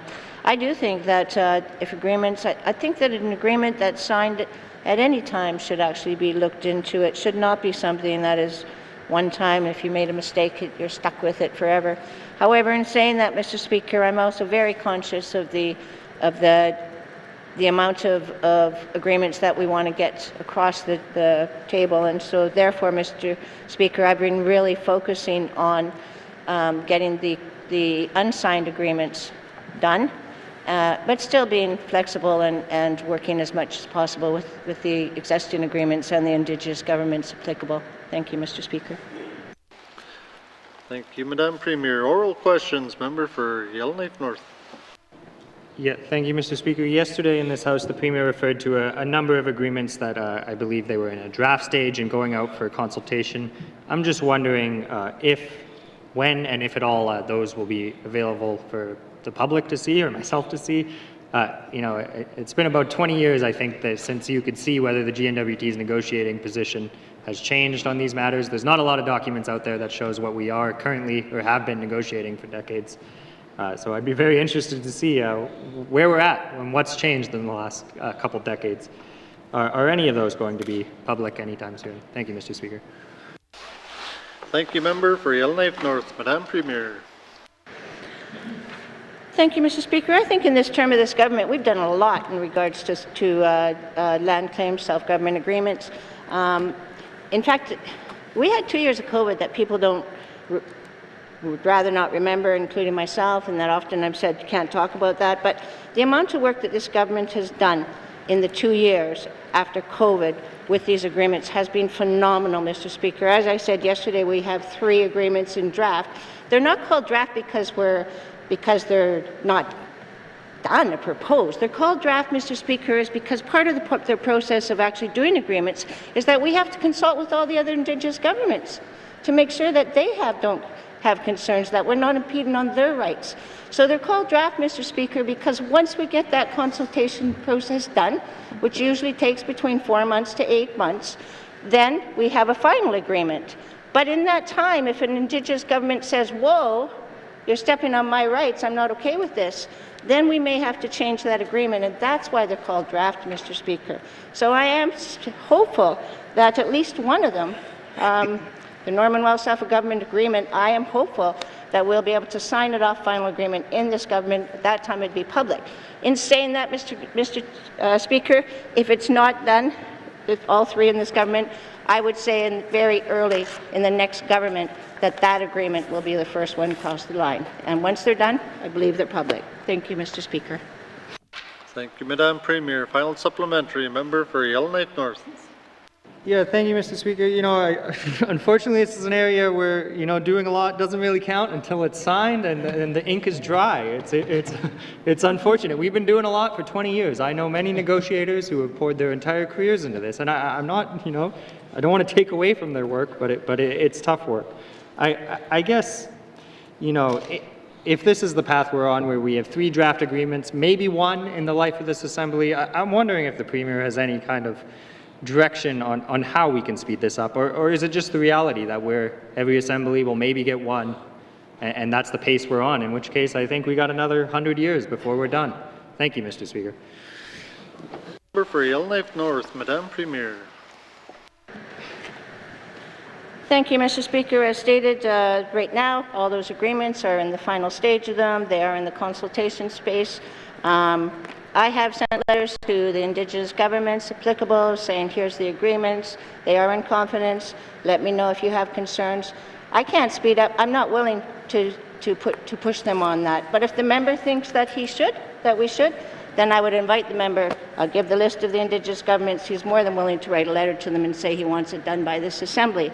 But, Mr. Speaker, I've been firm all through this Assembly, and I've stated that with the United Nations Declaration. If we respect Indigenous governments, then it cannot be on the timeline of this Assembly so that members here can take glory. It has to be done right. And that means that the Indigenous governments have to be ready to sign on. I'm ready to sign today, but I respect them, and I will wait until they have done their process. Thank you, Mr. Speaker. Thank you, Madam Premier. Oral questions. Member for Mumphy. Thank you, Mr. Speaker. Mr. Speaker, following up from my member statement, it appears that the Dickey Bridge is not a priority of this government. Will the Minister of Infrastructure commit to being firm and not accepting any further delays on the Dickey Bridge? It is my hope to see it constructed within not the lifetime of this government, but anytime soon. Thank you. Thank you, member for Mumphy. Minister responsible for infrastructure. Thank you very much, Mr. Speaker. Mr. Speaker, the Dickey-Frank Channel Bridge is a priority of this government. It's a priority because I went to Ottawa asking for more money to get this bridge completed. So, I mean, if that doesn't show priority, I don't know what does. Mr. Speaker, we are working with the Clicho partnership to be able to look. I just want to say it takes about 3 years, Mr. Speaker, from award of the design build contract to obtaining permits, to carrying out some of the design work, complete the construction, then that bridge will be ready for traffic. Thank you, Mr. Speaker. Thank you, Minister. Oral questions. Member for Mumphy. Thank you, Mr. Speaker. Mr. Speaker, will the minister commit to giving an update every 3 months with specific details of action, sequencing, and project timelines so that we know that department is being diligent and that progress is being made?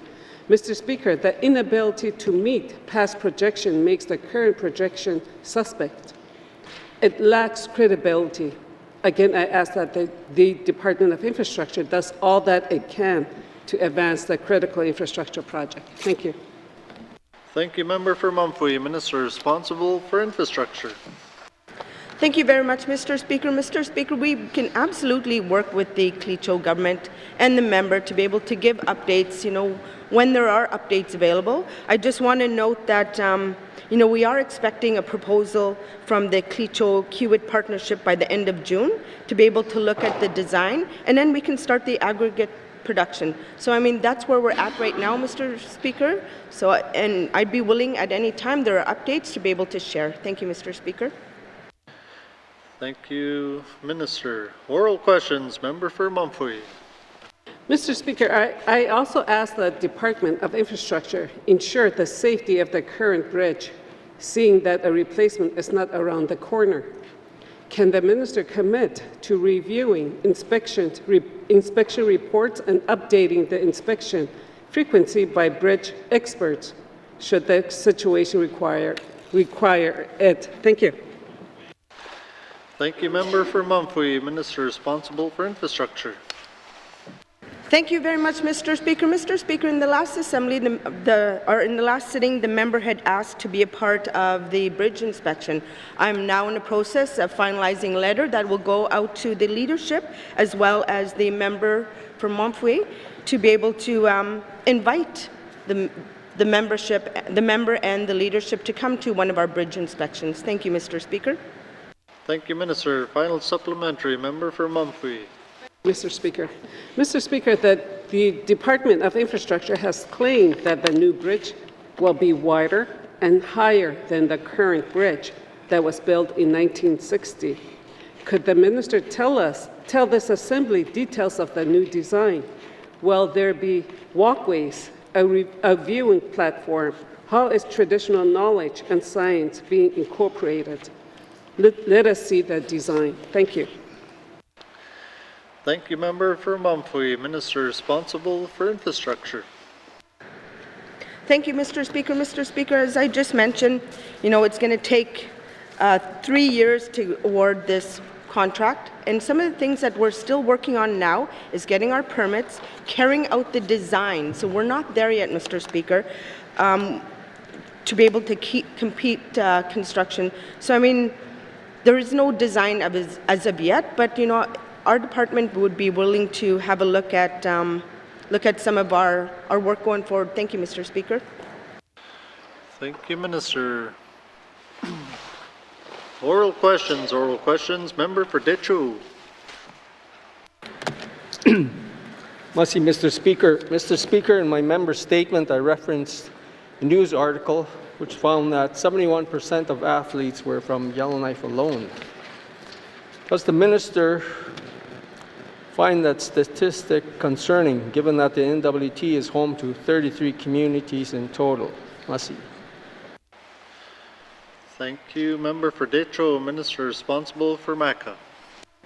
Thank you, Mr. Speaker. Mr. Speaker, the Canada Games are a unique multi-sport competition that brings together the very talented athletes in the country, and many which go on to represent Canada at the national and international level.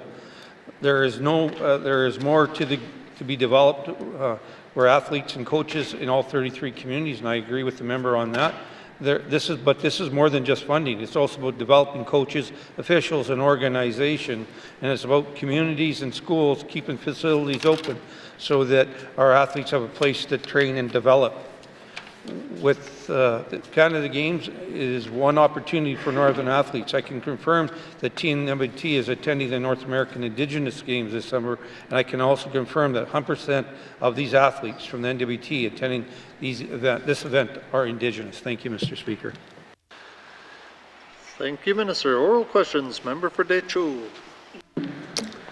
Merci, Mr. Speaker. Merci to the Minister for that.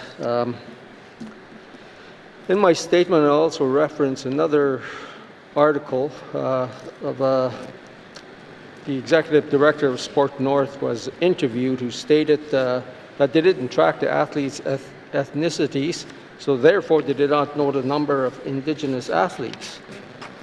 Does the minister find that concerning, given that the N.W.T is home to about 50% of Indigenous peoples? Merci. Thank you, Member for Decho. Minister responsible for MACA. Thank you, Mr. Speaker.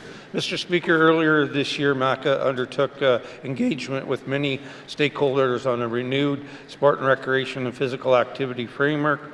Engagement included sessions with many partners such as sport and recreation organizations, Indigenous governments and organizations, diverse and inclusive organizations, community representatives including coaches and athletes in territorial sport organizations.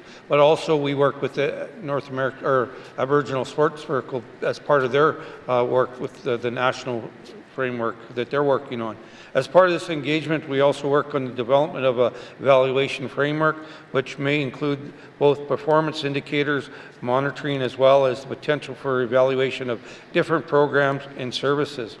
MACA is interested in tracking different performance measures such as gender equity, community participation, and Indigenous participation, and we will be tracking this data in the near future. Thank you, Mr. Speaker. Thank you, Minister. Oral questions. Member for Decho. Merci, Mr. Speaker. That's twice now that the minister had made reference that Indigenous athletes, aren't very welcomed into the Canada Games fold, since he's deferred them over to NAIG and the Aboriginal Sports Circle. Mr. Speaker, can the minister explain what the N.W.T is doing to increase both the Indigenous participation and small community athlete participation when it comes to major sporting events, such as the Canada Winter Games and the Canada Summer Games? Merci. Thank you, Member for Decho. Minister responsible for MACA. Thank you, Mr. Speaker. I'd like to correct the member. I did not say our Indigenous athletes cannot go to the Canada Games or the Winter Games. I'm just telling you this is where our athletes go or where they're able to go. So I respectfully disagree with the member. In regards to his question, in the N.W.T, we continue to see that smaller communities face challenges and barriers with capacity building at the community level. To have more sports development locally, and the number of volunteers and sports leaders in every community needs to increase to help young athletes to develop. Municipal and Community Affairs is providing funding to the Sport North Federation to support coaching development and to the Aboriginal Sports Circle of the N.W.T for leadership development. All community governments are funded to support recreation programs and the sport and recreation infrastructure development. Municipal and Community Affairs and the Sport and Rec partners continue to invest in training and development of local recreation leaders. Combine all these investments support athletes and sport development in the Northwest Territories. And government must continue to work with stakeholders so that we are using this investment as strategically as possible to support athletes in all our communities. Thank you, Mr. Speaker. Thank you, Minister. Final supplementary. Member for Decho. Merci, Mr. Speaker, and merci to the Minister for that answer. Numerous times I've asked the department to send their expertise, their staff, into the communities and to get out a Yellowknife and not just sitting on their thrones here. And they really need to get out there because we get changeover in rec directors in our small communities, and they've got limited training and everything. So they really need that extra assistance.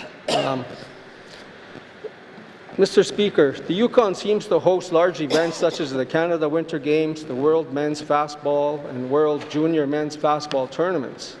Of course, they may have engaged many major sponsors, including the Yukon government. I understand it takes a lot of effort to host a major event, gather and organize the volunteer base. Here in Fort Smith co-hosted in 2018, so it can be done by putting on the thinking caps.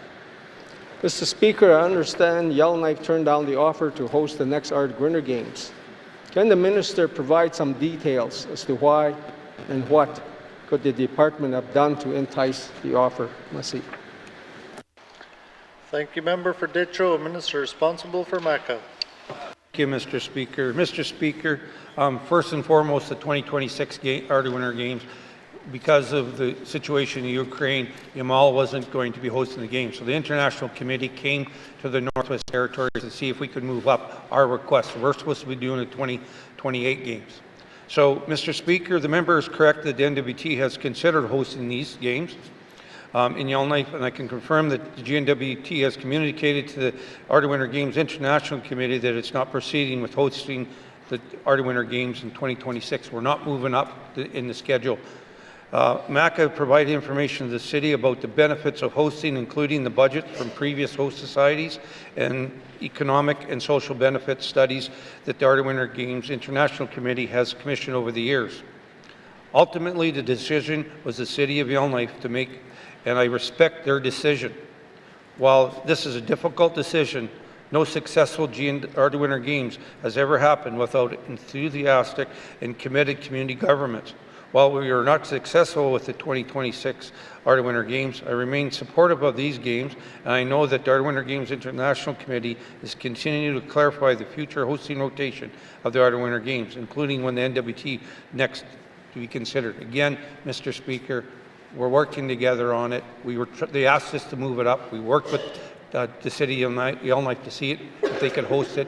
They came back and said they couldn't with the parameters that we were asking for. So 2028 Arctic Winter Games are supposed to be scheduled for the Northwest Territories, and that's what we're looking forward to. Thank you, Mr. Speaker. Thank you, Minister. Oral questions. Member for Frame Lake. Merci, Monsieur le Président. My question is for the Minister of Infrastructure about a recent trip to the U.S. Embassy. Can the Minister tell us the purpose of this meeting and who else was there? Merci, Mr. Speaker. Thank you, member for Frame Lake. Minister responsible for infrastructure. Mr. Speaker, on May the 4th, I attended a meeting hosted by the U.S. Commercial Service of the Embassy of the United States of America. I was joined by 2 officials from the Department of Infrastructure and 1 official from the Department of Executive and Indigenous Affairs, who was already in Ottawa. The purpose of the meeting was a briefing by the Kitikmeot Inuit Association on the development of a road and a port in western Nunavut.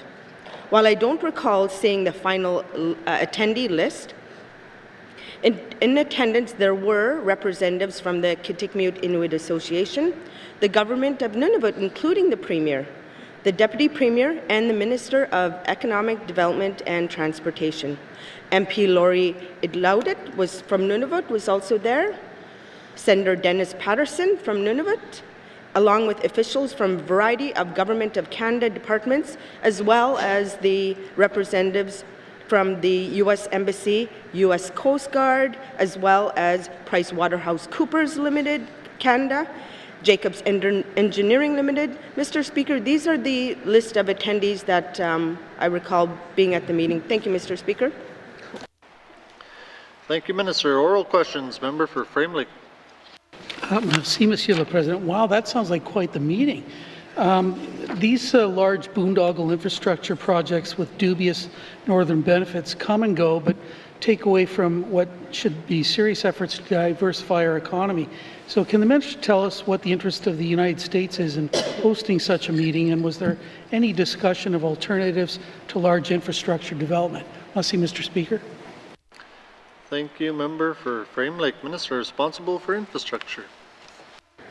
Thank you, Mr. Speaker. Mr. Speaker, as I mentioned, this meeting was a briefing by the Kitikmeot Inuit Association specific to the development of a road and port in western Nunavut. The concept of a deep water port and all-season road project in western Nunavut, it's not new, has potential to help transform the economy from the north, as well as connect to the national transportation system through Yellowknife. Also help bridge the current infrastructure gap here in the Arctic.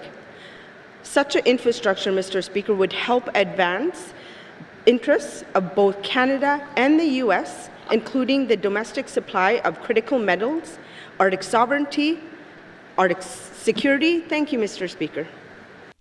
Thank you, Minister. Oral questions. Member for Frame Lake. Merci, Monsieur le Président. Of course, these projects also have the potential to destroy the Bathurst caribou herd, so I'm well on record as opposing any large infrastructure that will have irreversible effects on the Bathurst caribou herd, especially at a time when the numbers are critically low and without a balanced management response. And that's precisely where we are, Mr. Speaker, because there's been no efforts towards permanent protection of key habitat. So can the Minister tell us whether there's any discussion of the impacts to caribou or other environmental matters during this recent meeting? Merci, Mr. Speaker. Thank you, Member for Frame Lake. Minister responsible for infrastructure. Thank you, Mr. Speaker. Mr. Speaker, the presentations that was put on by KIA and the Nunavut representatives was more of a high overview of some of the local, regional, national, international benefits of such a project like this. While there is no clear recognition on the importance of caribou in the environment and doing things right, sorry, there was a clear, and let me just take that back, Mr. Speaker, there was very clear recognition on the importance of caribou and the environment and doing things right. But this meeting didn't go into any of the level of detail regarding more of the impacts on caribou. It was more of the specific engineering and environmental considerations. Thank you, Mr. Speaker. Thank you, Minister. Final supplementary. Member for Frame Lake. Merci, Monsieur le Président. I want to thank the Minister for that. Of course, people on our side tend to be more concerned with caribou because the people on this side of the boundary are the ones that actually tend to use them more often. But I mentioned in my statement that I love cabin radio because it so often scoops any effort by our cabinet to communicate with the public and regular MLAs. And this meeting at the U.S. Embassy is just one more example. So can the Minister explain why there is no communication with regular MLAs about this event before or after this meeting? Merci, Mr. Speaker. Thank you, Member for Frame Lake. Minister responsible for infrastructure. Thank you, Mr. Speaker. Mr. Speaker, I note that my attendance at this meeting was through publicly by the press secretary through our weekly ministerial activities notice. That's where I provided notice, Mr. Speaker, that I will be attending this meeting. The government has established the advancement of the Slave Geological Province Corridor projects as one of our three major strategic initiatives in our mandate, as there are potential linkages to the Slave Geological Province Corridor project and any potential for an all-season road and a deep water port in the Western Nunavut. So attendance at the meeting at a political level in this regard is nothing out of the ordinary, Mr. Speaker, within the scope of my mandate as the Minister of Infrastructure. That said, I hear a distinct interest from the member on this meeting in particular. Mr. Speaker, I'd be happy to share a copy of the presentation, any of the materials that we have to the member. Thank you, Mr. Speaker. Thank you, Minister. Oral questions. Member for Thabacha. Thank you, Mr. Speaker. Mr. Speaker, would the minister consider using the Trail Cross building as a territorial aftercare and detox center for the people of the N.W.T? Thank you, Mr. Speaker. Thank you, Member for Thabacha. Minister responsible for Health and Social Services.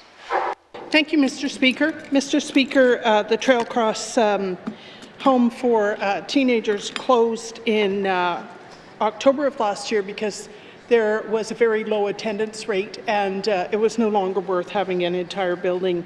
So the youth were accommodated in therapeutic foster homes, and the building since has been evaluated as suitable for use. The system that the Department of Health and Social Services uses is that they go over their programming and decide whether there's programming for the building, and if there is no programming that fits within the building, then they will surplus it to infrastructure. So the next thing that's going to happen in that building is it will be part of a pilot land-based treatment program, which is happening in 3 communities. One of them is Fort Smith, and there's a need for the kind of infrastructure that the Old Trail Cross Centre has, and so this pilot project will be the next thing that happens in there. In the meantime, I have continued to talk to the N.W.T. Council of Leaders about addictions treatment and aftercare, and to understand from them what their priorities are for establishing those services and what kind of infrastructure they would need to support them. Thank you. Thank you, Minister. Oral questions. Member for Thabacha. Thank you, Mr. Speaker. This facility can easily be converted into a facility used by all genders for an aftercare and detox facility. Does the minister agree with that idea? Thank you, Mr. Speaker. Thank you, Member for Thabacha. Minister responsible for Health and Social Services. Thank you, Mr. Speaker, and I appreciate the question. We, as you know, have been working to strengthen both addictions aftercare and detox as two weak links in our continuum of care for people with addictions. And we are less focused at this point on where that's going to take place than what it is we're going to offer. And I think I may have mentioned in the House before that I don't think a single centre will serve the needs of the entire N.W.T. So Trail Cross may end up being part of the solution, but I don't think it'll be the whole solution. Thank you. Thank you, Minister. Oral questions. Member for Thabacha. Mr. Speaker, the location of the Trail Cross building is ideal for detox and aftercare because of the location. It's away from the larger city. It's in pristine surroundings. There are no buildings surrounding it and near a park. Does the minister agree that a location that would be ideal for, this is an ideal location for an aftercare and detox facility?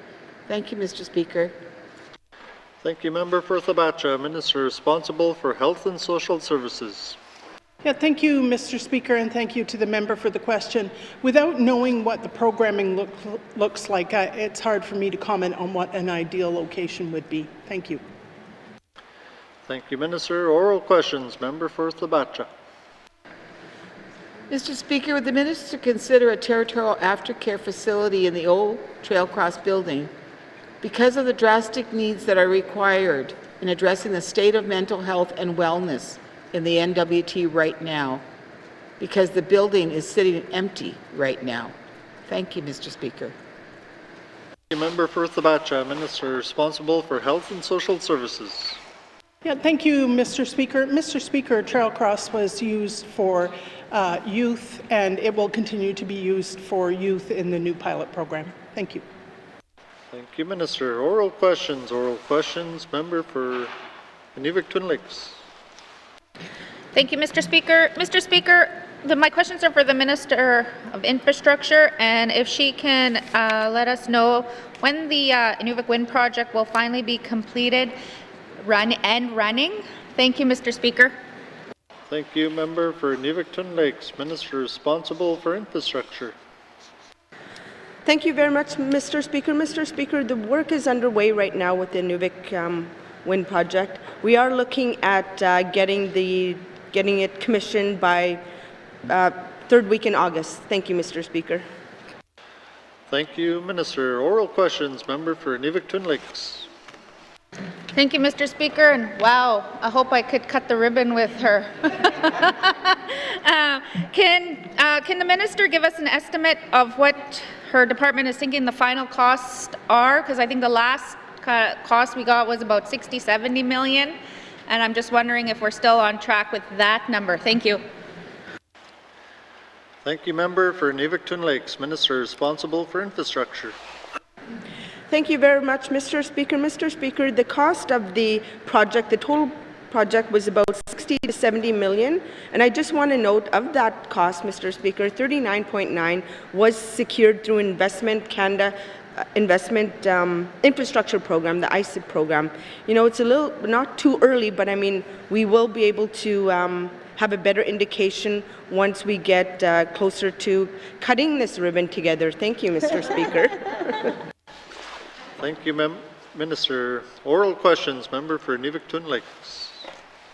Thank you, Mr. Speaker. So I just heard the minister. What my next question was going to be, I know that the federal government committed 30 million, and I think she said 39.9 million So with it being 60 to 70 million, we initially budgeted 10 million as a government. So are we going to be expected to now offset by the government, or is there more money going back? Are you going back for more money from the feds to do this project? Thank you. Thank you, member for Inuvik-Twin Lakes, Minister responsible for infrastructure. Thank you, Mr. Speaker. Mr. Speaker, that's a really good question from the member. And, you know, I just want to make sure that I have a proper answer to the member. And I need to go get back and have a look at a number and be able to get back to the member. Thank you, Mr. Speaker. Thank you, Minister. Final supplementary, member for Inuvik-Twin Lakes. Thank you, Mr. Speaker, and thank you to the minister. And yeah, it'd be good to have an actual number for us to know. My last question is this project, I know I've raised it many times in this House, it's been ongoing. It was even before I was a member of this House, there was kind of issues. So I'm just wondering if the minister's department is going to do a lessons learned and any recommendations on this project in case we decide as a government to ever do any more wind turbines in the territory. Thank you. Thank you, member for Inuvik-Twin Lakes, Minister responsible for infrastructure. Thank you, Mr. Speaker. Mr. Speaker, and I wear both hats on as Minister of Infrastructure as well as Minister responsible for Northwest Territories Power Corporation. So, you know, on major projects like this, we do have a debrief at the end for some of our lessons learned. So I hear the members' concerns, you know, going forward in some of these infrastructure projects, that we need to have these lessons learned, talk about some of the ways that we can improve major infrastructure projects. Thank you, Mr. Speaker. Thank you, Minister. Oral questions, member for Great Slave. Thank you, Mr. Speaker. My questions are for the Premier. The government has said it will not withdraw its Supreme Court challenge that affects the N.W.T Child and Family Services law. It's actually my understanding it's too late for them to do so. Their choice is puzzling and profoundly disappointing. My question is, if the government will not withdraw, what concrete steps will the Premier take after the Supreme Court renders its decision to restore the eroded trust with the N.W.T Regional Corporation? Thank you. Thank you, member for Great Slave. Honourable Premier. Thank you, Mr. Speaker. Actually, I won't speak about the court process. That's still in the process, so I'll wait to see what happens. But I am a bit puzzled, actually. I was just talking to the chair, Dwayne Smith, yesterday, and I thought we had a good relationship, so I'm not sure about the eroded trust. I know that Health has been working closely with their departments. I know I get along really well with the President, but I will make a point, Mr. Chair, because I am meeting with him coming up here in the next few days, that I'll actually sit down and talk to him. If there's an eroded trust, then I don't want to wait till after this. I want to address it now. When this first got brought to as a concern, I did meet with the president of the N.W.T Regional Corporation and shared my concerns. I thought we had a good understanding. So, but I guess the member has different information, and I'll find out. Thank you, Mr. Chair. Mr. Speaker. Thank you, member for. Thank you, Honourable Premier. Oral questions, member for Great Slave. Thank you, Mr. Speaker. Then the Premier is not aware or did not watch our meeting with the IRC in which we discussed this on the Social Development Committee, which was a public meeting, and I would have hoped that her staff and staff at Justice had been listening. It was clear to us in that meeting that the IRC was very unhappy about what was going on, but I don't want to make that my question. The Premier's mandate includes leading efforts to ensure voices in all regions are heard in decision-making, but 5 of 15 Indigenous governments and organizations have not signed on to the N.W.T's approach to UNDRIP. I'd like to know whether the Premier is personally engaging leaders in each of the 5 Indigenous governments and organizations to understand and address their concerns. Thank you, Mr. Speaker. Thank you, member for Great Slave. Madame Premier. Thank you, Mr. Speaker. I think it all depends on semantics, how you phrase things. So you can say 5 out of 15 never signed, or you can say 10 out of 15 have signed. And there was a protocol, Mr. Speaker, that within the Council of Leaders, we knew that we wouldn't have 100%. And the Indigenous government said, we want to have majority. They defined what it would look like, because that was the principles we're working on. So as for working with the ones that haven't, there was various reasons. Even some that think that the N.W.T aren't a public government, I won't name, I have had meetings with. I have meetings all the time. But as for the Act itself, Mr. Speaker, There is a protocol now that is being read into the House. The committee is doing their work. I am not trying to understep committee. I am waiting until the committee has finished their work and brings back the recommendations, because it would be inappropriate, in my opinion, Mr. Speaker, to be trying to get them to sign on to something when committee is out there doing their work at this point. But, Mr. Speaker, I have very open-door relationships with the Indigenous governments, and at any time, in fact, every chief has my phone number. They phone me day and night. I'm always willing to meet with them. Thank you, Mr. Speaker.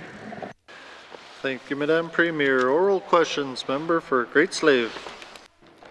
Mr. Speaker, respectfully, an open line means nothing if you don't listen to what the people are saying on it. 10 out of 15 is 67%. 67%, I'm sure most of the parents in the room would not be happy with their child coming home with a 67% report card. So to me, not having all of these people, all these 15 groups sign on just speaks volumes about where UNDRIP's legislation is going and really what this is. To me, it does seem like a passing just to have some check mark before the end of this assembly. The government says an action plan to implement it is still 2 years away. While new laws will have a statement of consistency, it is unclear whether the government will do anything else to implement the declaration before 2025. Can the government commit to making specific, high-priority policies and programs consistent with the declaration before 2025? Thank you, Mr. Speaker. Thank you, Member for Great Slave. Madam Premier. Thank you, Mr. Speaker. I actually agree with the member, 100% so. I heard from, I know you will use an example on that, the previous Grand Chief of the Clecho government said that too many times politicians listen, but they don't hear. But that same Grand Chief, before the election came, said to all of his council, this Premier not only listens, she hears. So I just want to say that it's important that we all not only listen, that we hear what they're saying.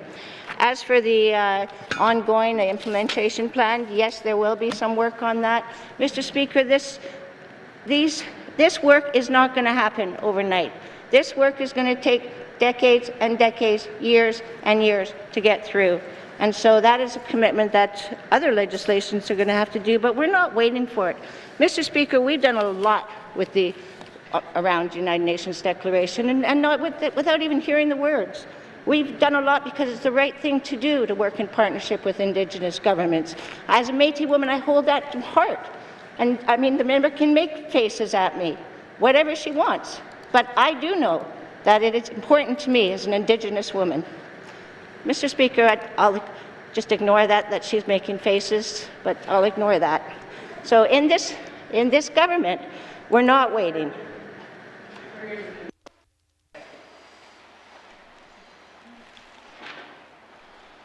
Members called the point of order. We'll take a short recess before.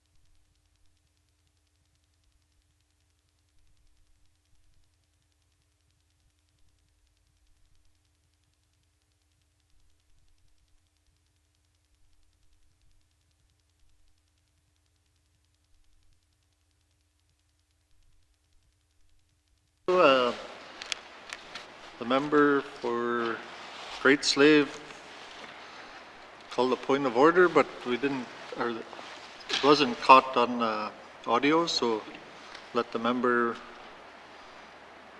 go again to call a point of order. Member for Great Slave.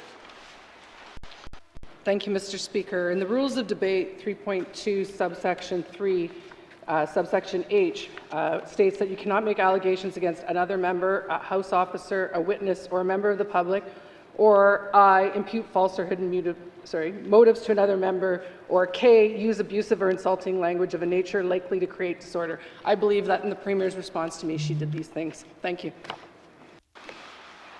Thank you, member for Great Slave. I'll allow the Premier to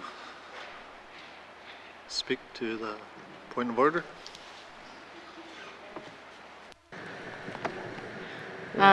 Thank you, Mr. Speaker. I did not mean to imply any negative. It was an observation. When I was talking, I looked at the member, and the member had some very serious facial expressions. It was an observation, perhaps inappropriately spoken out. So I will take whatever consequences that the Speaker feels justified. Thank you, Mr. Speaker. Thank you, Madam Premier. Colleagues will make a ruling later today. Thank you. We'll continue and remind members to please conduct yourselves thoroughly, both sides of the House. Keep your gestures and facial expressions, everything, because I remember when way back when I used to be a regular member. No, I just kidding. But I know how frustrating sometimes it could be, especially during question period. Sometimes we don't hear the answers that we like, and I know a few times myself I got the blood got hot listening to some of the answers. But I know how you're feeling. But let's be respectful of one another in this House and the people we represent. With that, we'll continue. Final short supplementary, member for Great Slave.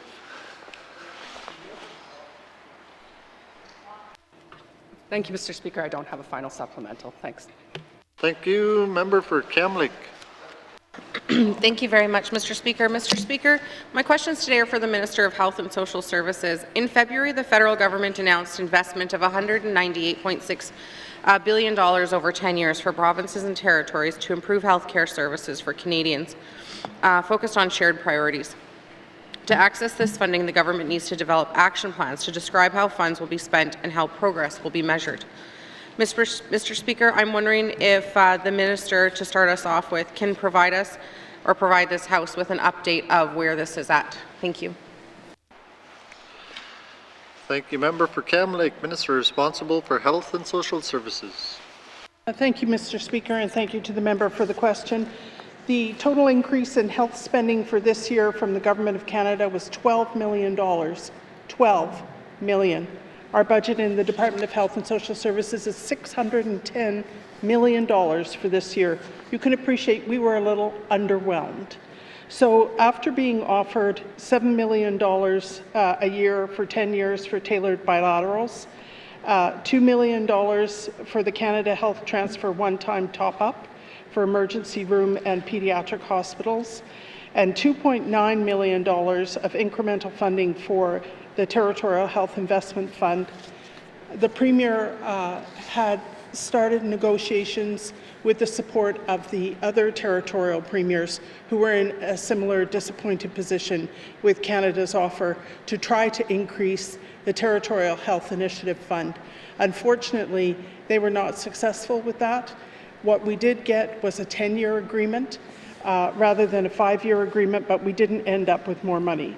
So we are now in a position to sign the MOU. In the meantime, the department staff have been working on an action plan which is due on July 1st and will be delivered by then. Thank you. Thank you, Minister. Oral questions, member for Kamloops. Yeah, thank you very much, Mr. Speaker. Mr. Speaker, I really feel for the Department of Health and Social Services and also for the people of the Northwest Territories. for, to have to take the time to do an action plan for less than probably what is forced growth for the entire Department of Health and Social Services seems kind of crazy that the federal government is screaming from the rooftops that they're doing all these favors for healthcare across the country. So I appreciate the minister's acknowledgement that the department is doing an action plan for the federal government for this $12 million increase, and that will be delivered on July 1st. But can the minister share, the specific programs that this will invest into? Sorry, I'm readjusting my questions as I go here, Mr. Speaker, rather ineffectively at the moment. But can the minister speak to what programs that will be directly impacted by these dollars? Thank you. Thank you, Member for Cam Lake. Minister responsible for Health and Social Services. Mr. Speaker, this is not program-specific funding. There are 4 areas that the tailored bilaterals cover, and the spending has to be tied to health outcomes that are measured by the Canadian Institute for Health Information. There's some work going on now trying to standardize that reporting because not all jurisdictions collect the same information, and in some cases the collecting of the information is more onerous than the value of the contribution. So there's some work going on in that, but generally what I recall is there is a home and community care section, there's a mental health and substance use section, and there are 2 more. I'm sorry, I don't remember off the top of my head what they are. Thank you. Thank you, Minister. Oral questions. Member for Cam Lake. Yeah, thank you very much, Mr. Speaker. I've got them open now here of what the expectation was from the federal government, and the minister's right. There's home care, there's improving access to mental health, there's supporting health workers and reducing backlogs, and I just don't understand the position that health is being put in by the federal government to accomplish this with a $12 million increase. And so I'm wondering, when the minister speaks to that this is really based on outcomes, health outcomes, and that this needs to be measured and reported to the federal government, how does the federal government have expectations that there is going to actually be improved health outcomes for the territory through an investment that really is not an investment in our healthcare system? And so I'm wondering, how does health intend to report on these outcomes, and are they self-funding for these programs as well in order to focus more dollars on these programs as dictated by the federal government? Thank you. Thank you, Member for Cam Lake. Minister responsible for Health and Social Services. Yeah, thank you, Mr. Speaker. Mr. Speaker, one of the things that we will be doing is to minimize the amount of administration that goes with this money, since it is such a small amount that we don't want to turn ourselves inside out for it. We already report a number of important statistics to CIHI, which are readily available to the public, on things like wait times, life expectancy, emergency room visits, and so on and so forth. So the amount of money we're receiving is going to not address any of the big problems that our health system faces, but rather addresses some incremental problems. And it certainly is my intention in the time that I am in this role to continue arguing with Ottawa about the need to increase the amount of health funding that is coming to the N.W.T. to meet our needs and make a real difference. Thank you. Thank you, Minister. Final supplementary. Member for Cam Lake. Thank you very much, Mr. Speaker, and I appreciate the minister's comments about not turning themselves inside out in order to meet the reporting requirements of this. But it seems like almost in some way, shape, or form, by doing this funding agreement, that the federal government is actually dictating how and where the N.W.T will be spending its healthcare dollars in exchange for such a small portion of money for that. And so I really appreciate that the health minister is in fact continuing to draw more money out of the federal government. One of the things that's interesting about this, and where the federal government is working hard to kind of force the hand into these 4 or 5 focused areas of priorities that it sees as all of the provinces and territories having. Where is the N.W.T and the residents of the Northwest Territories in that conversation? And so I'm wondering if the minister can speak to whether or not there is an intent to involve the residents of the Northwest Territories in a conversation about where they want to see healthcare dollars focused. Thank you. Thank you. Member for Cam Lake, Minister responsible for Health and Social Services. Thank you, Mr. Speaker, and thank you to the member for that. Each region has a regional wellness council with 7 members, and they meet every other month or 4 times a year, and they provide direct feedback to the Leadership Council of the NTHSSA on what the health needs, gaps, and priorities are in their regions. So that organization, the Leadership Council, meets 4 times a year with the chairs of each of the regional wellness councils, and I meet with them every time they meet in order to hear directly from them about what their needs and priorities are. So that's our method for staying in touch with what people expect and want from the health system. Thank you. Thank you, Minister. Colleagues, our time for oral questions has expired. Written questions. Returns to written questions. Replies to the Commissioner's address. Petitions. Tabling of documents. Minister responsible for Finance. Mr. Speaker, I wish to table the following 4 documents. Supplementary estimates, infrastructure expenditures. Number 2, 2023-2024. Supplementary estimates, operations expenditures. Number 1, 2023-2024. 2022 Socioeconomic Agreement Report, and Northwest Territories Oil and Gas Annual Report, 2022. Thank you, Mr. Speaker. Thank you, Minister. Tabling of documents. Honourable Premier. Mr. Speaker, I wish to table the following document. Follow-up letter for oral question 1487-19 brackets 2, public inquiry into Cosmos 954 crash. Thank you, Mr. Speaker. Thank you, Madam Premier. Tabling of documents.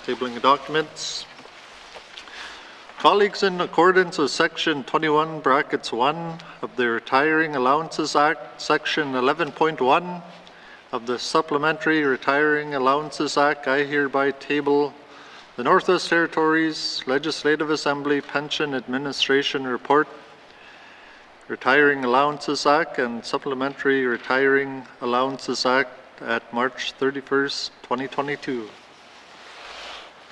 Tabling of documents.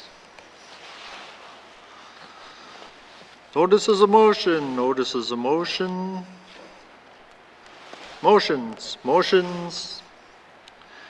Notices of motion for the first reading of bills. Minister responsible for infrastructure. Mr. Speaker, I give notice that on Thursday, June the 1st, 2023, I will present Bill 93, which Practice of Engineering, Geoscience, and Applied Science Technology Act, to be read for the first time. Queen 90, Mr. Speaker. Thank you, Minister. Notices of motion for the first reading of bills. Minister responsible for Justice. Mr. Speaker, I give notice that on Thursday, June 1st, 2023, I will present Bill 94, Miscellaneous Statute Law Amendment Act 2023, to be read for the first time. Thank you, Mr. Speaker. Thank you, Minister. Notices of motion for the first reading of bills. First reading of bills. Second reading of bills. Member for Cam Lake. Thank you, Mr. Speaker. Mr. Speaker, I move, seconded by the Honourable Member for Inuvik-Boot Lake, that Bill 90, an act to amend the Legislative Assembly and Executive Council Act No. 5, be read for a second time. Mr. Speaker, this bill amends the Legislative Assembly and Executive Council Act to adjust the allowance in Part 5 of Schedule C annually using the average change in the Consumer Price Index over the past 5 years. Thank you, Mr. Speaker. Thank you, Member for Cam Lake. The motion is in order to the principle of the bill. Question has been called. All those in favour? All those opposed? Any abstentions? The motion is carried. Bill 90 has had second reading. Second reading of bills. Second reading of bills. Member for Framley. Merci, Monsieur le Président. I move, seconded by the member for Thabacha, that Bill 91, an act to amend the Petroleum Products Carbon Tax Act No. 2, be read for a second time. Mr. Speaker, this bill amends the Petroleum Products and Carbon Tax Act to establish an annual report with respect to the administration of carbon tax under the Act. Merci, Mr. Speaker. Thank you, member for Framley. The motion is in order to the principle of the bill. Member for Framley. Merci, Monsieur le Président. I want to make some remarks at second reading of this bill. It's a short bill, and it follows up on a committee recommendation from the last Assembly on the original legislation. And I would just like to read this from the August 13th, 2019 report from the Standing Committee on Government Operations. Recommendation 3. Standing Committee on Government Operations recommends that the Department of Finance table an annual report in the Legislative Assembly on the carbon tax that provides details on total carbon taxes collected from large emitters, total rebates provided, number and nature of grants provided, costs of administering the carbon tax, reinvestment of carbon tax revenues, projected tax revenues for coming year, and an annual plan for future reinvestment of carbon tax revenues. So, Mr. Speaker, that was the recommendation from 2019, and I believe that this bill is a direct response to that.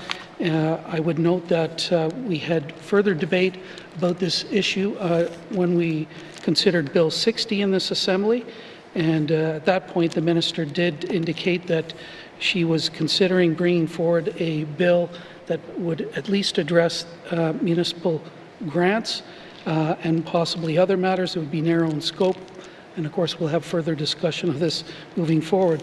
But so my private member's bill, Mr. Speaker, focuses solely on annual public reporting by the Finance Minister of the money in, the money out on the carbon tax.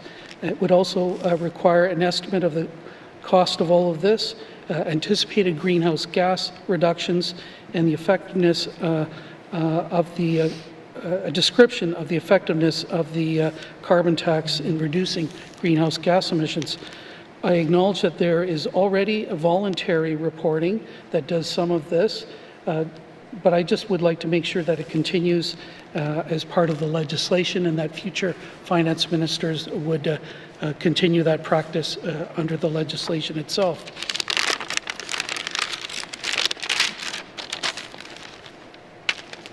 I want the public to know that I did try to work with Cabinet on this private member's bill. I offered I provided a draft, sought their input. I did not get a response.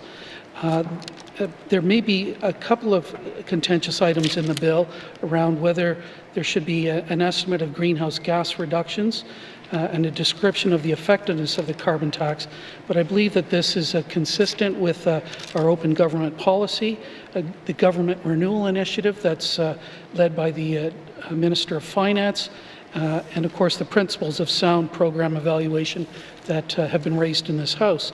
And I would like to just quote, Mr. Speaker, Hansard from May the 25th, where the Finance Minister did confirm that of course the carbon tax is meant to actually reduce greenhouse gas emissions, and this is a quote from Hansard dated May the 25th. Quote, in the annual report that is put out by the Department of Finance on carbon tax, in the message from the Minister, it does quite clearly say, from me, the carbon tax is intended to encourage carbon conservation and the substitution to reduce greenhouse gas emissions. So that's a quote from the Minister of Finance, and I think that's clearly links the issue of the carbon tax with greenhouse gas emissions and an attempt to reduce them. So I look forward to the review of the bill and further consideration of this bill by a standing committee. Merci, Mr. Speaker. Thank you, Member for Framley. The motion is in order to the principle of the bill. Member for Government House Leader. Thank you, Mr. Speaker. In the spirit of consensus government, Cabinet has taken the approach that we are not going to stand in the way of bills presented by members at second reading. We're not endorsing the bill, but we're not standing in the way of it either. So for those reasons, we will be abstaining from this vote. Thank you. Thank you, Government House Leader. The motion is in order to the principle of the bill. Question has been called. All those in favor? All those opposed? All those abstaining? The motion is carried. Bill 94 has had second reading. Oh, sorry. Sorry, that's the wrong one here. Bill 91 has had second reading. Second reading of bills. Second reading of bills.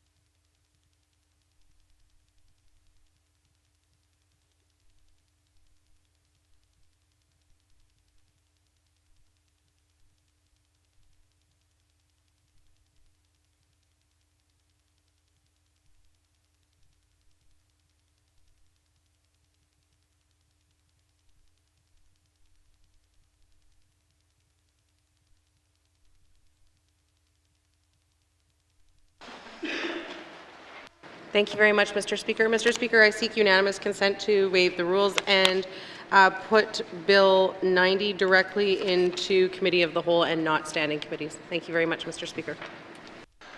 Thank you. Member for Cam Lake. The member seeking unanimous consent to move her motion to move Bill 90 into Committee of the Whole. Are there any nays? Member for Cam Lake.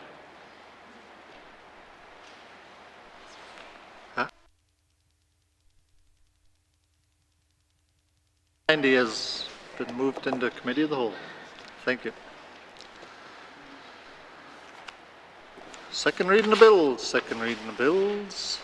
Consideration Committee of the Whole of Bills and Other Matters. Bill 23, Bill 29, Minister Statement 264-19 brackets 2, Table Document 681-19 brackets 2, Table Document 940 and 941-19 brackets 2, with member for N.W.T Twin Lakes in the chair.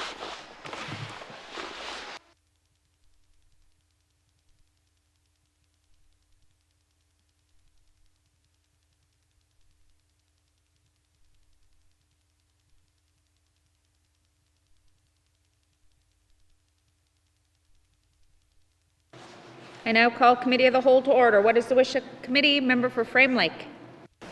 Merci, Madame la Présidente. The committee wishes to consider table document 941-19 brackets 2 and table document 940-19 brackets 2. Thank you. And we'd like to consider the operations sub first and the infrastructure sub second. Thank you, Madam Chair. Does committee agree? Thank you, committee. We will take a short recess and resume with operations.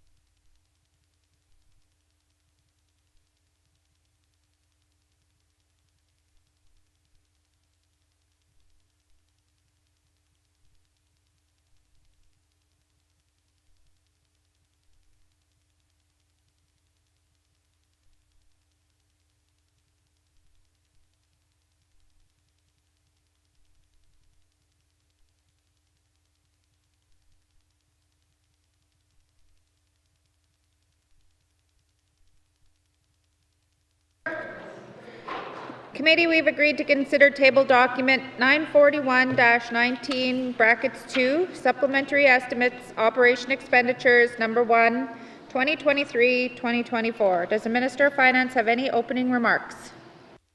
Yes, I do. Thank you, Madam Chair. Madam Chair, I'm here to present supplementary estimates, operations expenditures, number 1, 2023-2024. The operations supplementary estimates propose a total increase of $103.952 million, of which $21.6 million will be offset by revenues from the Government of Canada, and $48.4 million is offset by appropriations lapsed in 2022-23. The operations supplementary estimates propose the following expenditures: $48.4 million to continue to undertake flood recovery activities across the Northwest Territory, $15.2 million in subsidies to address electrical rate pressures for Northwest Territories residents, $8.7 million for technology service centre costs incurred by departments and in support of cybersecurity enhancements for the N.W.T, $4.8 million for key activities identified by members to finalize the 2023-24 main estimates, $2.2 million to support operations at the New Hay River Fish Plant, $1.5 million for enhancements and extensions to the First Nations and Inuit policing program, $762,000 for obstetrical services at the Stanton Territorial Hospital, and $653,000 for adult in-territory supported living services.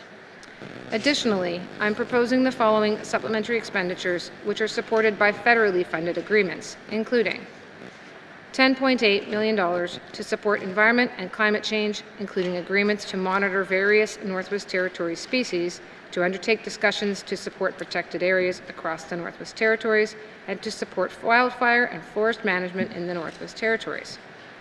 $2.8 million to continue work on the Aurora College transformation. $2 million in supportive activities for the Department of Justice, including drug-impaired driving, the Indigenous Justice Program, the Drug Treatment Court Program, and increased funding for legal aid.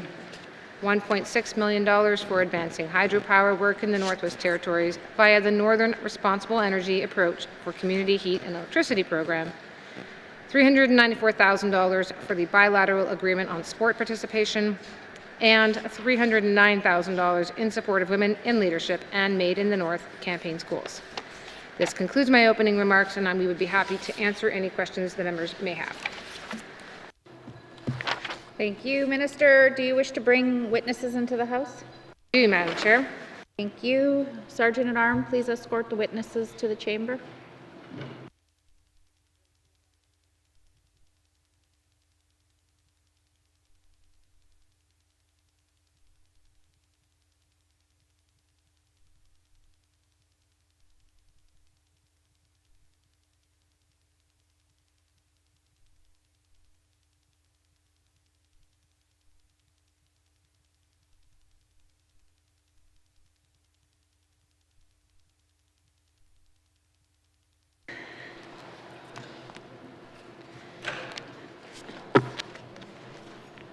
Minister, would you please introduce your witnesses?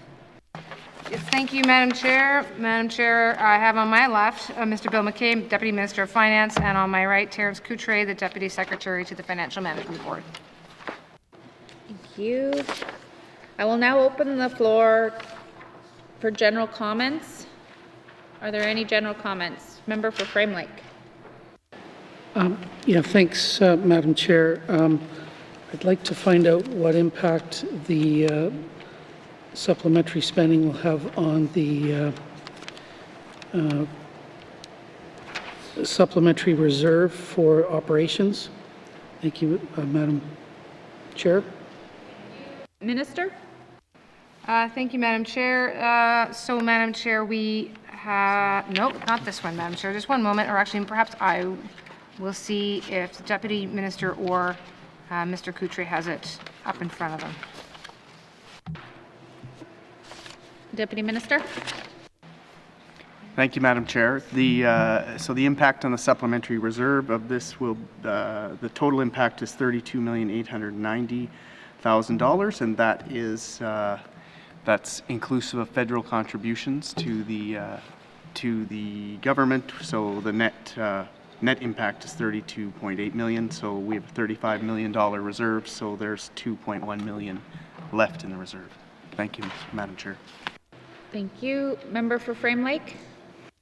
Yeah, thanks, Madam Chair. That was what I was worried about. So there's only $2 million left in this supplementary reserve, and we're, what, about maybe 2 months into the financial year, and there's probably likely to be maybe 2-3 more supplementary appropriations. What happens when that reserve is finished? Do we have to go to short-term borrowing and pay increased borrowing costs and so on? And what happens? Thanks, Madam Chair. Thank you. Minister? Thank you, Madam Chair. So, Madam Chair, if we do exceed the amount that's available in the supplementary reserve, then that does potentially draw down on what would have been anticipated or projected to be as a surplus. Thank you, Madam Chair. Thank you. Member for Frame Lake? Okay, thanks. And so the supplementary reserve 2 years ago was $65 million. And I'm just wondering if someone can tell me why it was reduced to 35 in this year's budget. Thank you. Thank you. Minister? Thank you, Madam Chair. Madam Chair, this is an amount that's more in line with what historical amounts for a supplementary reserve would have been, although I think even then still perhaps a bit enhanced. The 65 million was a number that we added or increased the supplementary reserve to during COVID, when it was apparent that and very obvious that all governments were facing significant and unexpected needs that were arising over the course of that period of time. Obviously, with the end of COVID, it was hoped that we would not continue to require that level of increase to the supplementary reserve. Thank you, Madam Chair. Thank you. Member for Frame Lake?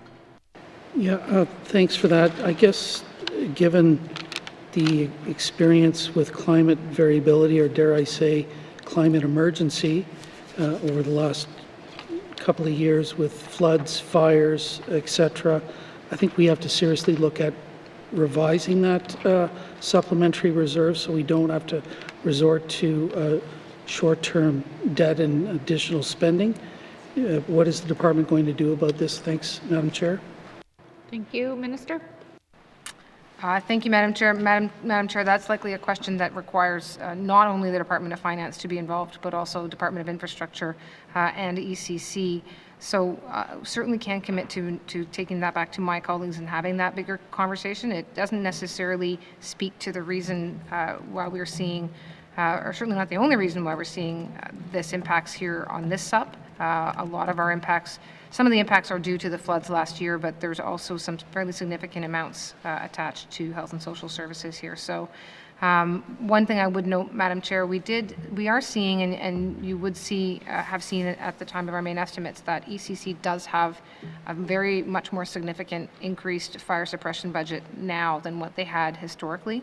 And there is a small amount here to further enhance that. So again, whether it needs to be the SUP reserve or whether it should more appropriately be within the budgets of the departments that do that work, I think that's probably a bigger conversation to be had. Thank you. Thank you. Member for Frame Lake?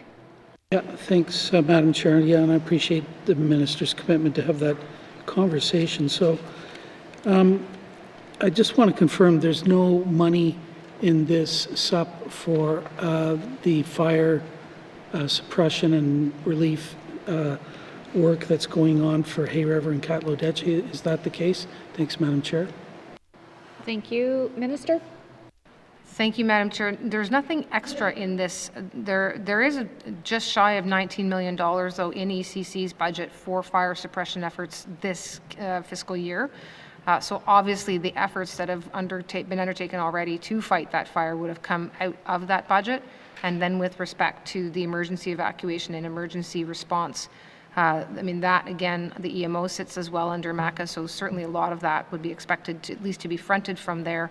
A large expense, 90% of any disaster assistance program monies would be refundable, but obviously that remains to be seen exactly how that comes out in the course of time. And the enhancements that we've made to support the communities, to support the United Way, and to support individuals with income disruptions, those are currently being funded from within. Thank you. Thank you. Member for Frame Lake. Yeah, thanks, Madam Chair. I guess I have a funny feeling, though, that there's going to be some more, another supplementary appropriation that's going to contain money that's required to help people in Hay River, and I'll certainly support that, but I think we're going to be making a bigger hole in that supplementary reserve than we would have liked. But I guess I'd like to get an explanation from the minister. Even with this supplementary appropriation, how does this affect the operating surplus and compliance with the fiscal responsibility policy? Thanks, Madam Chair. Thank you. Minister. Thank you, Madam Chair. So, Madam Chair, at this point, we're still certainly anticipating to have an operating surplus, and as such, a sufficient operating surplus to be above the amount we would require to avoid being non-compliant with the fiscal responsibility policy. Thank you. Thank you. Member for Frame Lake. Yeah, okay, thanks. That's helpful for the minister to say that, but would it be possible in future supplementary appropriations to actually have some sort of an appendix or, I see even with this one, there's a schedule.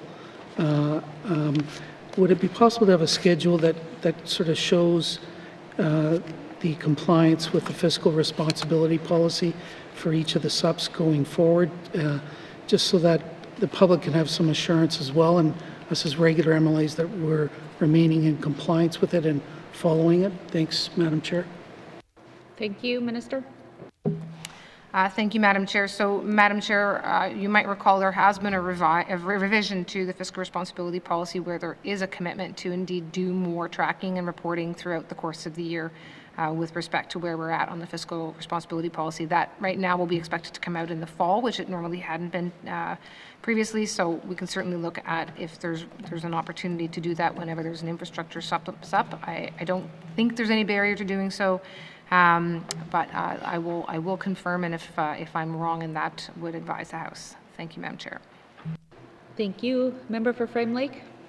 No, thanks. I appreciate that commitment on the part of the minister, and I think that should just become part of normal practice here, that when subs come forward, that there is some statement and presentation of information about compliance with the fiscal responsibility policy. So I'll look forward to that. Maybe get another set in August. Thank you. That's all I've got. Thanks, Madam Chair. Thank you. Are there any further general comments? Seeing none, we will review the supplementary estimates by department. Does committee agree to proceed to the detail contained in the table document? Committee will begin on page 3. Supplementary estimates, operation expenditures number 1, 2023-2024, Department of Legislative Assembly, operation expenditures, Office of the Clerk, not previously authorized, $26,000. Does committee agree? Supplementary estimates, operation expenditures number 1, 2023-2024, Department of Legislative Assembly, operation expenditures, total department not previously authorized, $26,000. Does committee agree? Thank you. Now turn to page 4, supplementary estimates, operation expenditures number 1, 2023-2024, Department of Education, Culture and Employment, operation expenditures, corporate management not previously authorized, $1,875,000. Does committee agree? Supplementary estimates, operation expenditures number 1, 2023-2024, Department of Education, Culture and Employment, operation expenditures, labor development and advanced education not previously authorized, $2,768,000. Does committee agree? Thank you.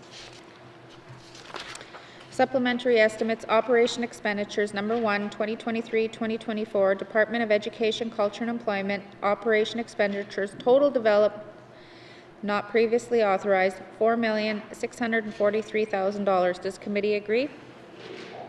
Thank you. Now turn to page 5.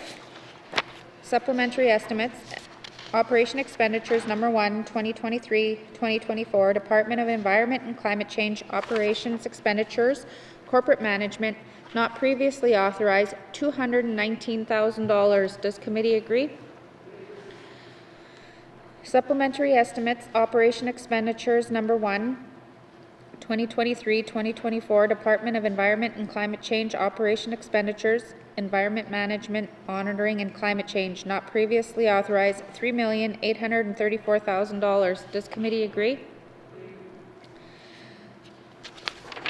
Supplementary estimates, operation expenditures, number 1, 2023-2024, Department of Environment and Climate Change operations expenditures, policy and strategic planning, not previously authorized, $4,301,000. Does committee agree? Committee, we will now turn to page 6, supplementary estimates. Operation expenditures, number 1, 2023-2024, Department of Environment and Climate Change operations expenditures, wildlife and forest management, not previously authorized, $3,688,000. Does committee agree? Thank you. Supplementary estimates, operation expenditures, number 1, 2023-2024, Department of Environment and Climate Change operations expenditures, total department not previously authorized, $12,042,000. Does committee agree?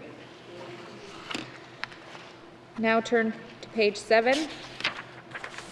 Supplementary estimates, operation expenditures, number 1, 2023-2024. Department of Executive and Indigenous Affairs, Directorate not previously authorized, $270,000. Does committee agree? Thank you. Supplementary estimates, operation expenditures, number 1, 2023-2024, Department of Executive and Indigenous Affairs, total department not previously authorized, $270,000. Does committee agree? Thank you. Now turn to page 8. Supplementary estimates, operation expenditures, number 1, 2023-2024, Department of Finance, operation expenditures, Directorate not previously authorized, $17,834,000. Does committee agree? Member for Frame Lake. Thanks. I'm glad I caught that, Madam Chair. So one of the items here is the Northwest Territories Power Corporation to provide funding for NTPC rate stabilization to offset additional diesel costs for customers of $15 million. Can someone please explain this? Thank you. Thank you. Minister of Finance. Thank you, Madam Chair. So right now, Madam Chair, the rates that are built in were built at a time that reflect a much lower amount of price on diesel. So there's obviously a couple of drivers that are making that now no longer accurate. And what happens is there is a rate stabilization fund approach, which is a standard utility approach to help when there are cost overages of this nature. Of what that would do, it would create a rider, and if there was a rider imposed, that would then, of course, raise the rates. Rather than have an individual residents face increased rates at this time, given the number of uncertainties and economic challenges around Canada for individuals over the last couple of years, we've proposed this solution here to have this one-time amount to help offset some of those costs and avoid the rider. And to be clear, Madam Chair, there's two main drivers here. There's firstly, of course, the price of fuel, which I've mentioned, but also there's very low water levels in the Snare Hydro system, which I'm told does happen on a cyclical nature. But as a result of low water, of course, we then have to burn more diesel to make up for that. So you're getting a double hit on the cost of fuel with that as well. Thank you, Madam Chair. Thank you. Member for Frame Lake. Yeah, thanks, Madam Chair. So is this going to be required on an ongoing basis that the government is going to have to put $15 million into rate stabilization going forward? Thanks, Madam Chair. Thank you. Minister of Finance. Thank you, Madam Chair. This is one-time funding to solve the problem for now. Madam Chair, I'm not going to pretend that the challenges of high fuel costs and rates are necessarily going away today, but there is another application in that is working its way through, and that may help to provide some relief going forward. Thank you, Madam Chair. Thank you. Member for Frame Lake. Yeah, thanks, Madam Chair. I think the real relief here is for NTPC to get off diesel. And this is part of a bigger discussion, I guess, but this same thing happened in 2014, and there had to be huge money put into NTPC for rate stabilization at that point. So this just continues to happen again and again and again. And it's because, I don't know, I'm just, NTPC should be focusing on doing itself out of a job and building, you know, energy self-sufficiency for communities and for households. And that's not what they're doing. They're trying to build big projects and maintain systems that are just completely outdated. What are we doing? What is NTPC doing to try to get us out of this cycle of having to continually do rate stabilization fund payments from this government? Thanks, Madam Chair. Thank you. Minister? Thank you, Madam Chair. Madam Chair, it is challenging to be able to provide electricity to a very small number of ratepayers scattered across a very wide geographic region. Many, if not vast majority of which of those communities are not connected one to the other, let alone any of us to any larger grid. So there certainly, as we heard earlier in the House today, the N.W.T wind project is one project that is moving forward, that is looking for an alternative, to increase an alternative to diesel, and certainly to the extent that there might be some additional, at some point we're going to hopefully get to a place with the Tallston Hydro system and have that come forward. That would certainly provide the alternative to the snare rather than having to burn diesel in what is otherwise supposed to be a hydro system. So there certainly are projects in the works, but there's, quite frankly, I think, Madam Chair, a lot of work that needs to happen on every front, looking for alternatives in every community, but then the redundancy for those projects, trying to link communities into these different systems, trying to increase the number of corporate consumers and industrial consumers, which really would drive rates down for the residential consumers. Any one of a number of solutions, Madam Chair. This is a problem that is a large one. Thank you. Thank you. Member for Frame Lake? Yeah, okay, thanks. I think part of the issue here too is as regular MLAs, we just really don't have enough information and oversight on NTPC. We don't get capital budgets from them. We don't get O&M budgets. All of that, part of that is dealt with through the Public Utilities Board, but we have a board that is deputy ministers now for too long. And I go back to Hansard from May the 28th, and I'm quoting the finance minister. Madam Chair, an options paper is currently under development by Executive and Indigenous Affairs that proposes to amend composition of the N.W.T Power Corporation Board of Directors. This will include an examination of the implications of appointing a board of independent professionals. This options paper will be provided to Standing Committee by the May-June 2023 session. Madam Chair, we still don't have this discussion paper. Can the minister tell us what is going on? Thank you. Thank you. Minister. Thank you, Madam Chair. Madam Chair, I can say that there should be an options paper available I'm calling it an options paper. There'll be something available to committee by tomorrow, which is indeed the deadline that was set. Thank you, Madam Chair. Thank you. Member for Frame Lake. Thanks. Well, we can quibble over deadlines, but the minister's words were by the May-June 2023 setting. We've got, 3 days left? So I would appreciate getting it with enough time to actually look at it and raise any issues that need to be followed up on, hopefully in the House. So I appreciate that we may get this tomorrow, but I don't think this is going to solve the rate stabilization fund problem, which seems to be ongoing and structural with NTPC. And, I worry that the next assembly is going to be faced with the same issue again and again and again until we come up with a real energy plan, and I haven't seen it so far. Thanks, Madam Chair. Thank you. Did you have any further questions, member for Frame Lake? Thank you very much. Questions under this section? Member for Yellowknife North. Thank you, Madam Chair. Can I just get the numbers again on what the Power Corp applied to be the rate of diesel in their rate application and what the price of diesel is? And I believe it's like $1 and $1.50, and those numbers they have their own kind of prices because they're exempt from carbon tax and some other things. Can I just get those numbers? Thank you. Thank you. Minister? Thank you, Madam Chair. So the price of fuel that was in the rate is $1. It is now market price, of course, much higher at $1.50, which is roughly 40% increase. And power generation for communities is exempt from the carbon tax application. Thank you.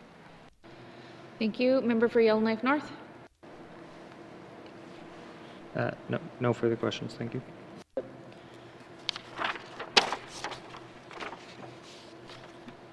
Supplementary estimates, operation expenditures, number 1, 2023-2024. Department of Finance, operation expenditures, Directorate, not previously authorized, $17,834,000. Does committee agree? Thank you. Supplementary estimates, operation expenditures, number 1, 2023-2024, Department of Finance, operation expenditures, total department not previously authorized, $17,834,000. Does committee agree?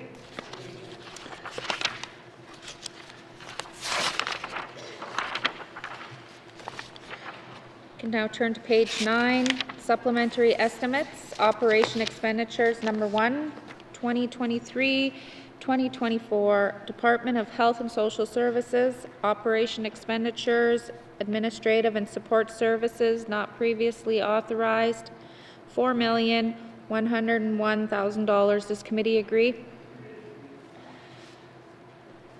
Supplementary estimates, operation expenditures, number 1, 2023-2024, Department of Health and Social Services, operation expenditures, health and social programs not previously authorized, $3,187,000. Does committee agree? Member for Frame Lake. Thanks, Madam Chair. So one of the line items here is to provide funding for obstetrical services at Stanton Territorial Hospital, $762,000. Can someone just explain to me what period of time this covers and what this funding is going to be used for? Thank you. Thank you. Minister? Thank you, Madam Chair. This is for the current fiscal year 23-24, and it is intended to help support the funding of an additional 5 positions, as well as some additional, actually 6.25 positions, if you will, is how it's termed, Madam Chair. Thank you. Thank you. Member for Frame Lake? Okay, thanks. And when we had the period, I think it was last year, where the obstetrics unit was closed, has anyone actually calculated how much that cost us in terms of medical travel and perhaps associated costs? Thanks, Madam Chair. Thank you. Minister? Thank you, Madam Chair. I don't know that I have that here right now. I can certainly make an inquiry as to whether or not, but I think we probably have an estimate. Thank you, Madam Chair.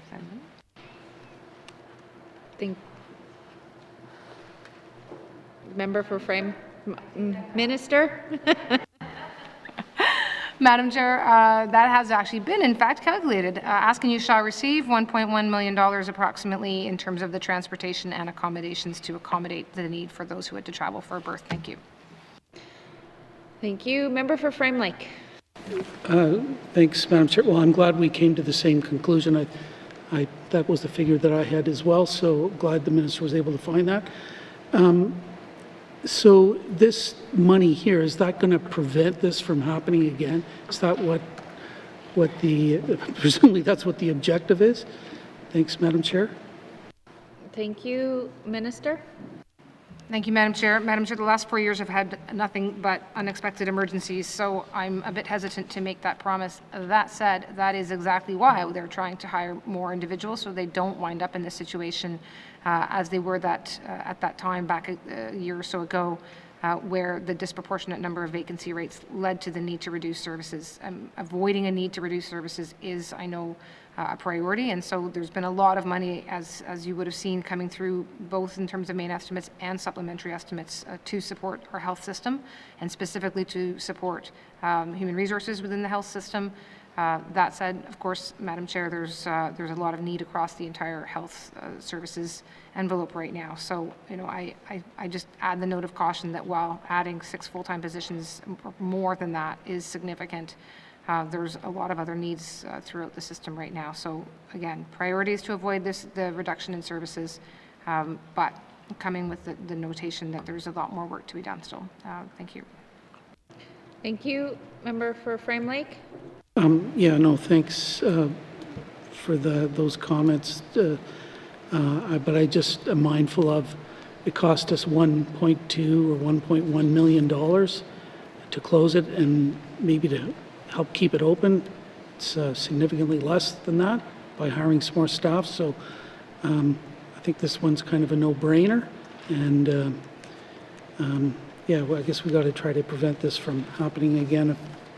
And if it means spending some more money and actually saving money in the long run, I think we need to do that. And that's all I've got. Thanks, Madam Chair. Thank you. Member for Great Slave. Thank you, Madam Chair. I just wanted to ask a little bit about the suicide prevention strategies funding, and just can the minister confirm that this was the money that came out of the negotiations with regular members? Thank you. Thank you. Minister of Finance. Thank you, Madam Chair. Yes, that is correct. Thank you. Thank you. Member for Great Slave. Thank you, Madam Chair. I just would be remiss if I let this opportunity go by without making the comment that I wish this number was a lot more. I don't hold it on this minister's head that it is not more. I do recognize where we're at from a fiscal standpoint as a government. However, I still want to make the point that I think we're paying more at the other end than we would be if we would just put the money up front properly into investing in our youth and ensuring that they all have places to go. It was really shocking to me as the Deputy Chair of Social Development that not every community even has a youth centre, and I think that right there in of itself is a basic start. So I just wanted to make the comment that we need to be putting more money within funding for youth supports and suicide prevention. Thank you, Madam Chair. Thank you, Member. Are there any further questions to? Okay. Supplementary estimates, operation expenditures number 1, 2023-2024, Department of Health and Social Services, operations expenditures, health and social programs not previously authorized, $3,187,000. Does committee agree? Supplementary estimates, operation expenditures number 1, 2023-2024, Department of Health and Social Services, operation expenditures, long-term and continuing care services not previously authorized, $2,243,000. Does committee agree? Supplementary estimates, operation expenditures number 1, 2023-2024, Department of Health and Social Services, operation expenditures, total department not previously authorized, $9,531,000. Does committee agree? Please turn to page 10. Supplementary estimates, operation expenditures number 1, 2023-2024, Department of Industry, Tourism and Investment, operation expenditures, corporate management not previously authorized, $89,000. Does committee agree? Supplementary estimates, operation expenditures number 1, 2023-2024, Department of Industry, Tourism, Investment, operations, expenditures, economic diversification, and business support, not previously authorized, $2,929,000. Member for Frame Lake. Oh, sorry, Rocky. Thanks, Madam Chair. First off, I love fish. And I'll eat it as often as I can get it. But in here, there's $2.2 million for operations of the Hay River Fish Plant. And just wondering, is this going to be an ongoing expenditure over time, or what's happening here? Thanks, Madam Chair. Thank you, Minister. Thank you, Madam Chair. Madam Chair, we are not expecting this to be an ongoing thing. This is really part of the transition now that there is, well, hopefully soon to be the operational fish plant in Hay River. And over the next 3 years, it will be transitioning to be a locally operated, hopefully locally operated fish plant. But for now, we need to get it open and running. Unfortunately, with the production in fish having gone down over the last 5 or so years, as a result of which there's a bit of a gap, particularly in this first year, in terms of what we're expecting in revenues versus the cost of running the plant. So we are expecting some revenues in, and that will offset some of this amount, but certainly want to be able to ensure that we can run that plant, get it going, and support the revitalization of the industry, revitalization of having fish moving south and getting more money for those fish, which then, again, hopefully brings more fishers on, raises production, and gets us out of having to subsidize the plant. Thank you. Thank you. Member for Frame Lake.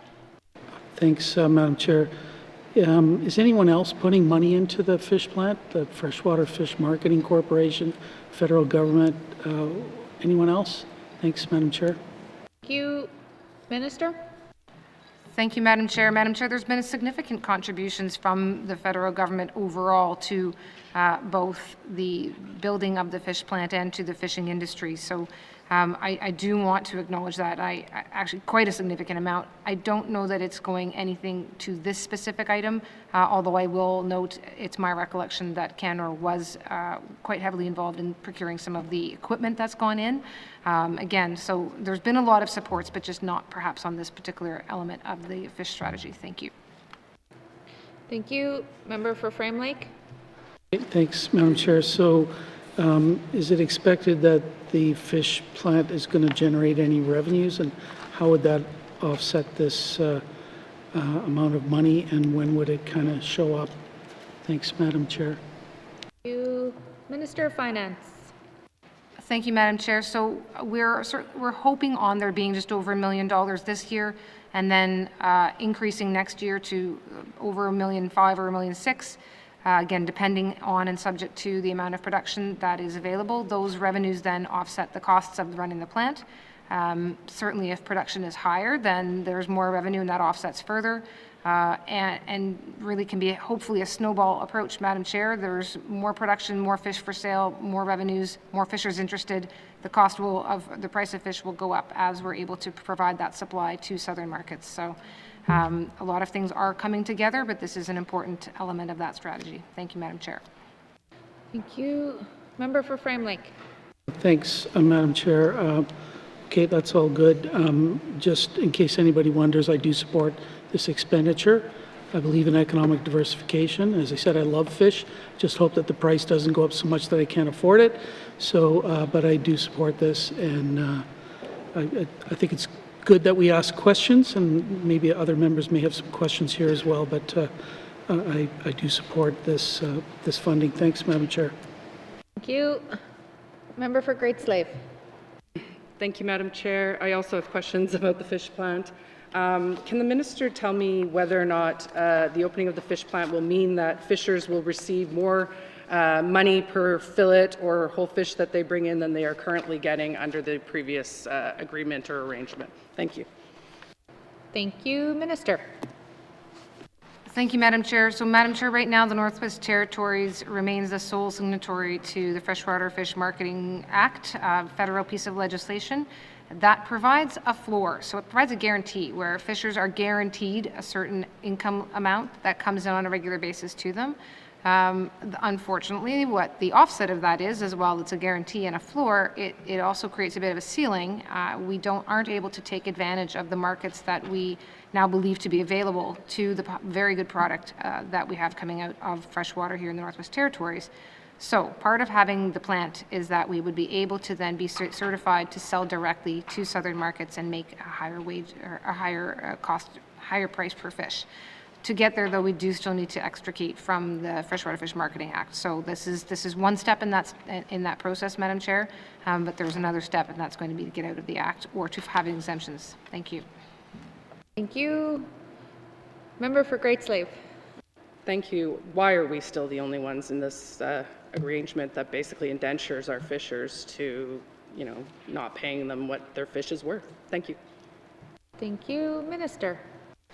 Thank you, Madam Chair. So, Madam Chair, the federal government had indicated within the last recent few years that they were going to be transitioning out of having the Freshwater Fish Marketing Corporation.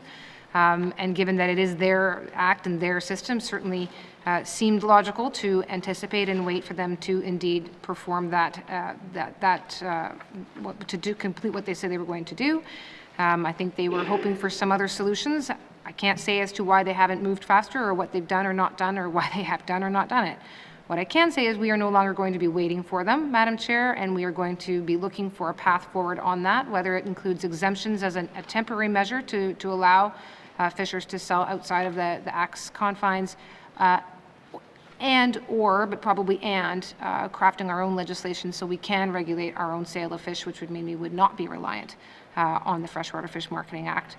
So could those things have happened a year, 2 years ago, 3 years ago? Perhaps, but again, waiting on the federal government, given that it's their act, was the path forward quite reasonably at the time. Thank you, Madam Chair. Thank you. Member for Great Slave. Thank you, Madam Chair. Thanks for the answer. I wish we had gotten out of it sooner from what I hear. My next question would be that why would we not take part of this $2.246 million and ensure that, and use that money instead to pay the fishers more rather than operation of the fish plant, because the operation costs will automatically start to be paid when more fish come through. So if we're not paying the fishers enough, we don't have enough coming into the plant, we operate at a deficit. We pay the fishers more to start with beginning this summer, then they bring more in, the fish plant has less operation costs to be borne by the government. I'm not understanding why this isn't what's happening. Thank you, Madam Chair. Thank you. Minister? Thank you, Madam Chair. So, Madam Chair, fishers do right now have the ability to apply through seed for subsidies to support them with the cost of equipment. They are also being supported in terms of provided training both in the winter and the summer fishery, and in the works right now is an effort to provide additional funding. Funding was already provided once last fiscal year and again this year to help support having mentors and trainees on the boats, which would then support their labor needs. There is also has traditionally been and continues to be subsidy support for freight, so freight is subsidized for fishers. And finally, Madam Chair, there is a subsidy supports for fish production in the Northwest Territories. We are looking at changing that and had sought the input of the Tucho for one in terms of what kind of subsidies might support and incentivize production. So there's a balance to be struck between providing a subsidy direct to the fisher and wanting them to increase production, and then also still wanting to get the plant open so that it can provide that long-term solution that I was describing earlier of allowing fish to be sold directly. So we're trying to do all of the things with the fiscal capacity that we have. Thank you, Madam Chair. Thank you. Member for Great Slave. Thank you, Madam Chair. I'm not sure that totally answered my question. I get that there's a balance. However, the fishers themselves have been asking for an increased payment for their fish. So I'm not sure how that then gets developed with cooperation of the Tucho themselves if the Tucho is telling me something different. Talking about subsidies and training and funding is great, but when we have an entire summer, this summer, where the fishers, who is only a dozen or so of them, make no money, we won't attract new people here, we can't afford even one season of more fishers leaving. So I really think this is a bad plan. Thank you, Madam Chair. Comment. Thank you, Member for Hay River South. Thank you, Madam Chair. And, I guess I kind of agree with the member for Great Slave that this is a bad plan. And when you look at this, we're looking at a business model here. We're looking at an industry that pulls off, maybe $1 million a year, 1.5. We're putting in we probably put $20 million roughly into a building. We're putting another $2.some million into operations, and maybe this is for the first year. Like it just gets to be out of whack. We don't have a lot of fishers out there, but what the fishermen want, like I'm from Hay River, I talk to the fishers. There's so many, there's a number of fishers that are actually with Tucho. There's some that aren't, and so I try to talk to everybody there to get a sense of what they want. What do they want? More money. They want more money. If you get more money, and then that's hopefully entice new entrants into the market. I mean, into the industry. But again, to do that, We need a market. We have to have somebody that's willing to pay more fish for it, pay more for the fish as well. Because right now, if we're paying, like, I don't think we're going to be, I'm hoping we're not going to be paying $2.2 million a year to operate this thing when we're only pulling off a little over $1 million of fish a year. That leaves us very little room to put back into it, because a lot of that has to go back to the fishers. So I guess that, like, we got a lot of work to do here. Like, I guess what we need to do is take a look at exactly what the costs are. We need to look at what other costs, what other funding that we are actually putting into the industry itself as well. Like, we know that there's other money going in from the GNW. We know there's other money coming in from the federal government. We got a lot of work to do in upgrading equipment. The winter fishery is very important. Like, without a winter fishery, this plant is overkill. So I guess I just want to make sure that, when we approach and we're spending this type of money, that we're doing it right, because with the amount we spent, we might have been better off just to take that money, divide it up, and just pay the fishermen to stay home each year. It really is what it boils down to. But we don't want to do that, because we have a lake full of fish. We don't have to feed it. It's there waiting to be caught and sold. So, we have to get it right. But I think we need to take a look at all the costs, where the money's coming from, whether it's the different departments. We've got training dollars as well. And so my big thing for the fishers, and I've told them and talking to them, is trying to maximize what they get per pound. And how do we do that? That's the question. And it's hopefully through marketing and getting the fish out there to somebody who's willing to pay a high price for it. Because if they're not willing to pay a high price for it, then we're just throwing good money after bad. And that industry is in my backyard, and I don't want to lose it. Thank you. Thank you. Minister? Thank you, Madam Chair. Madam Chair, one of the other things done under the umbrella of the Fish Revitalization Strategy was work on marketing, was work on understanding the market for fish.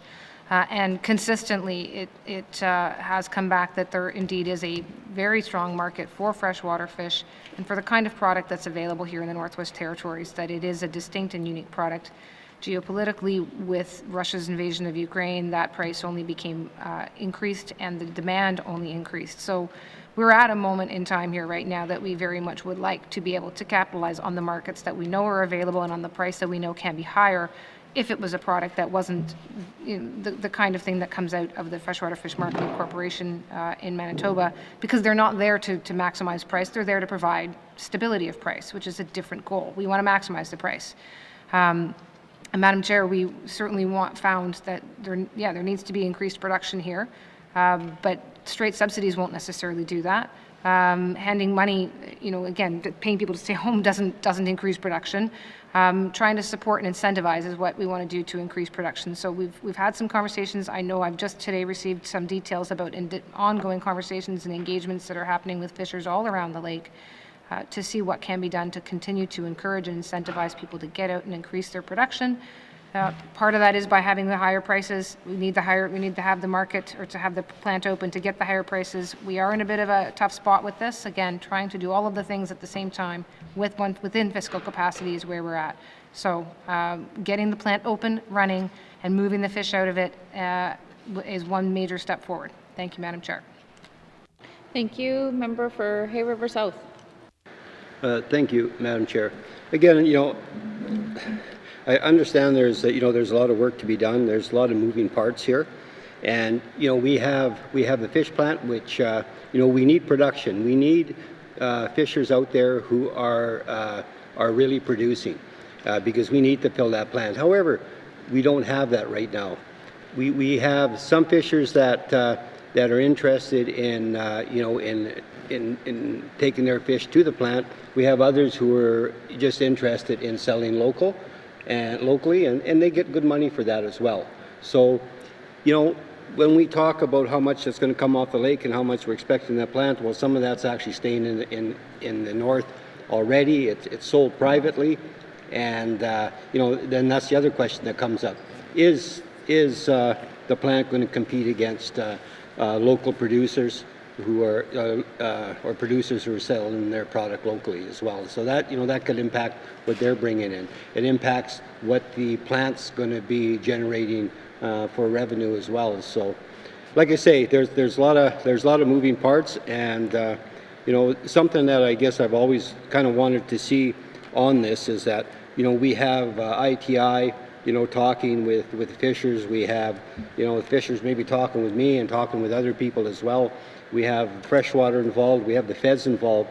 But what I'd like to see is that, and I had talked to Tucho before about that, is to come up and have actually a conference for fishers. We haven't had one probably for 40 years, and to bring everybody to the table and everybody put what they have on the table and come up with a plan that makes sense for the plant, for the fishers, and how do we entice more people to get into the market. So it'd be nice to get a commitment from the minister at some point that we could look at doing something like that.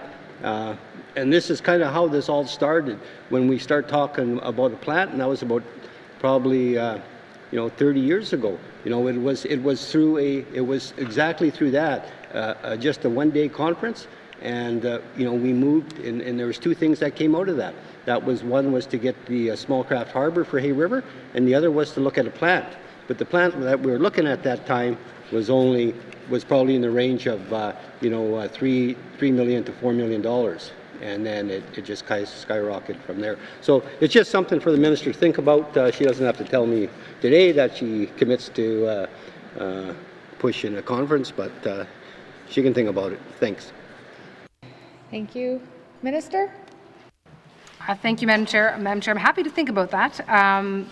Madam Chair, when I first took on the responsibility here about 2.5 years ago, I don't disagree the idea of trying to get all fishers into some kind of, whether it's a forum or conference, but into a place where everyone's receiving the information about the fish industry and fish revitalization at the same time, so there can hopefully be not any misunderstandings about what's happening, why it's happening, who's doing the training, who's available for the training, who's interested in having training, who's ready for having people on their boats. That has been a challenge. I have been struck at how difficult it can be to get all of the parts and all of the individuals interested in having a conversation like that. I think the member points out that fishers really want to be out fishing. So look, I don't disagree though that we want to generate interest here for fishers. We want to generate interest in the product, but also interest in people coming here. We're nowhere near hitting our quota. There's lots of room in this industry for anyone that's interested in this lifestyle. So all points well taken, Madam Chair, I guess is all I need to say, and I will take that back to ITI. Thank you. Thank you. Anything further? Member for Hay River South? Just one quick point, and it's not that difficult to get people in the room. All somebody has to do is say that they're going to make it happen, and that's what we did before. We just said this is going to happen, and we got everybody in the room, and something came of it. That's it. Thank you. Thank you, Member. Supplementary estimates. Operation expenditures number 1, 2023-2024, Department of Industry, Tourism, Investment, Operation expenditures, Economic Diversification, and Business Support not previously authorized, $2,929,000. Does committee agree? Oh. Did you want? Member for Monfouy. Thank you. This to provide funding to enhance support for entrepreneur and economic development. That is a real good program because this for arts program, and that I know it's very important for many of our small communities because there's a lot of people in the small communities use this for economic development, and a lot of them are using arts program part of their healing. And it promotes culture, and then this, is good for tourism as well. And when we met with the artists, I know a lot of them wanted to. The artists wanted to be independent. They wanted the art council to be independent. So that was expressed to us, and I just wanted to ask the minister. this number, 375, is that the number that was negotiated with the MLAs? Minister. Thank you, Madam Chair. Yes, that's correct.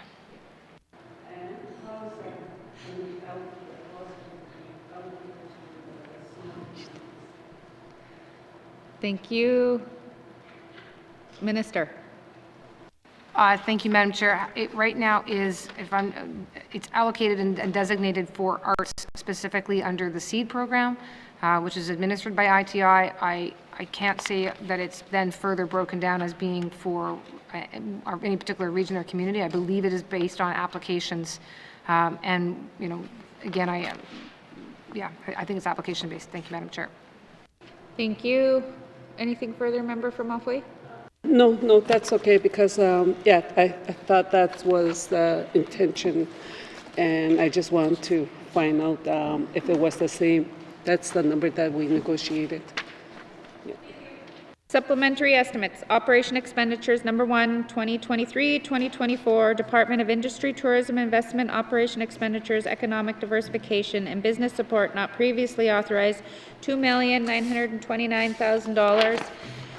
Does committee agree? Supplementary estimates, operation expenditures, number 1, 2023-2024, Department of Industry, Tourism, and Investment, operations expenditures, total department not previously authorized, $3,018,000. Does committee agree? Turn to page 11. Supplementary estimates, operation expenditures, number 1, 2023-2024, Department of Infrastructure, operations expenditures, corporate management not previously authorized, $745,000. Does committee agree? Supplementary estimates, operation expenditures, number 1, 2023-2024, Department of Infrastructure, operation expenditures, energy and strategic initiatives not previously authorized, $1,550,000. Does committee agree? Supplementary estimates, operation expenditures, number 1, 2023-2024, Department of Infrastructure, operation expenditures, total department not previously authorized, $2,295,000. Does committee agree? Please turn now to page 12. Supplementary estimates, operation expenditures, number 1, 2023-2024, Department of Justice, operation expenditures, community justice not previously authorized, $656,000. Does committee agree? Supplementary estimates, operation expenditures, number 1, 2023-2024, Department of Justice, operation expenditures, court services not previously authorized, $300,000. Does committee agree? Supplementary estimates, operation expenditures, number 1, 2023-2024, Department of Justice, operation expenditures, legal aid services, not previously authorized, $1,072,000. Does committee agree? Supplementary estimates, operation expenditures, number 1, 2023-2024, Department of Justice, operation expenditures, policing services, not previously authorized, $1,542,000. Does committee agree? Supplementary estimates, operation expenditures, number 1, 2023-2024, Department of Justice, operation expenditures, services to government, not previously authorized, $979,000. Does committee agree? Supplementary estimates, operation expenditures, number 1, 2023-2024, Department of Justice, operation expenditures, total department not previously authorized, $4,549,000. Does committee agree? Thank you, committee. Please now turn to page 13. Supplementary estimates, operation expenditures, number 1, 2023-2024, Department of Municipal and Community Affairs, operation expenditures, directorate not previously authorized, $48,450,000. Does committee agree?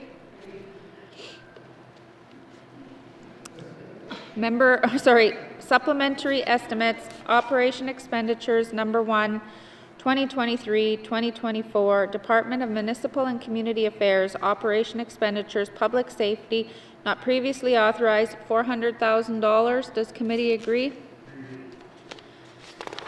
Supplementary estimates, operation expenditures number 1, 2023-2024, Department of Municipal and Community Affairs Operations Expenditures, Sport, Recreation and Youth, not previously authorized, $894,000. Does committee agree?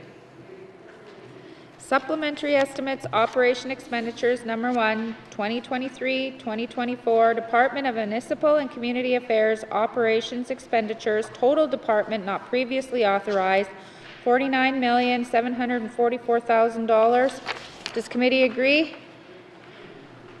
Member for Frame Lake? Thanks, Madam Chair. I move that this committee defer further consideration of table document 941-19(2), supplementary estimates, operations expenditures number 1, 2023-2024 at this time. Merci, Madam Chair.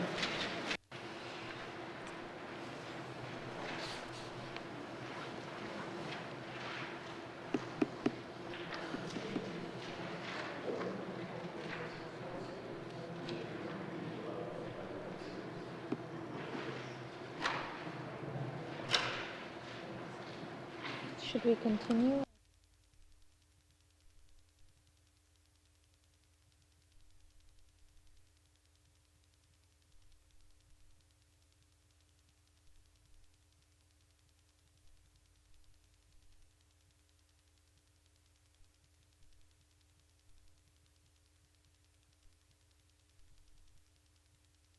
The motion is in order. To the motion. Question has been called. All those in favor? Oh yeah. All those in favor? Please raise your hand. All those opposed? The motion is carried. Consideration of table document 941-19(2) will be deferred. Thank you, Minister. And member for Frame Lake? Thanks, Madam Chair. I move that the chair rise and report progress. All right, there's a motion on the floor to report progress. The motion is in order and non-debatable. All those in favor? All those opposed? The motion is carried. I will now rise and report progress. Sergeant at Arms, you may escort the witnesses from the chamber.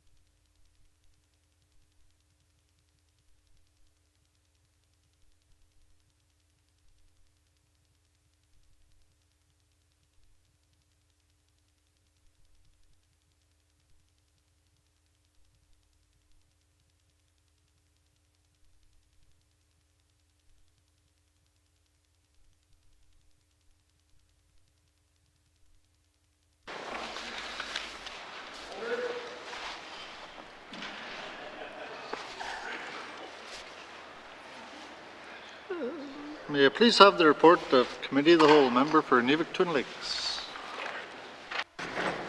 Mr. Speaker, your committee has been considering table document 941-19 brackets 2 and would like to report progress with one motion carried.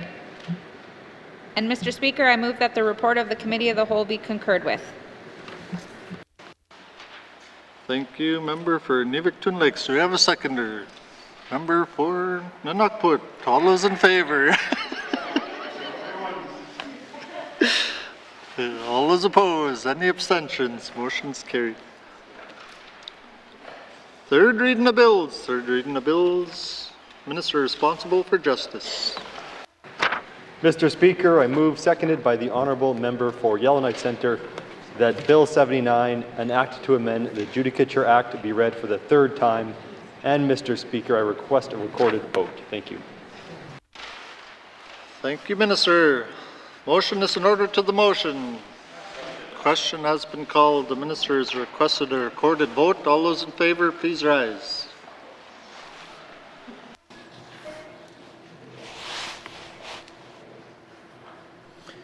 The member for Hay River North, the member for Inuvik Twin Lakes, the member for Deschaux, the member for Hay River South, the member for Thabacha, the member for Frame Lake, the member for Nunakput, the member for Tunide-Wellade, the member for Molfui, the member for Great Slave, the member for Nahende, the member for Yellowknife South, the member for Sawtoo, the member for Range Lake, the member for Inuvik Boot Lake, the member for Yellowknife Centre.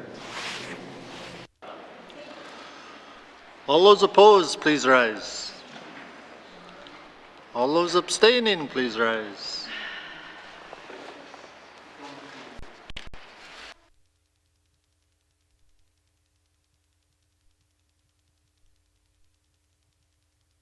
Thank you. The results of the recorded vote: 16 in favor, 0 opposed, 0 abstentions. The motion is carried. Bill 79 has had third reading. Third reading the bills. Third reading the bills. Colleagues, before we finish for the day, I'll do my ruling for the point of order. The member for Great Slave rose on the point of order, stating that the Honourable Premier, when responding to a question, broke the rules of debate, specifically 3.2 brackets 3,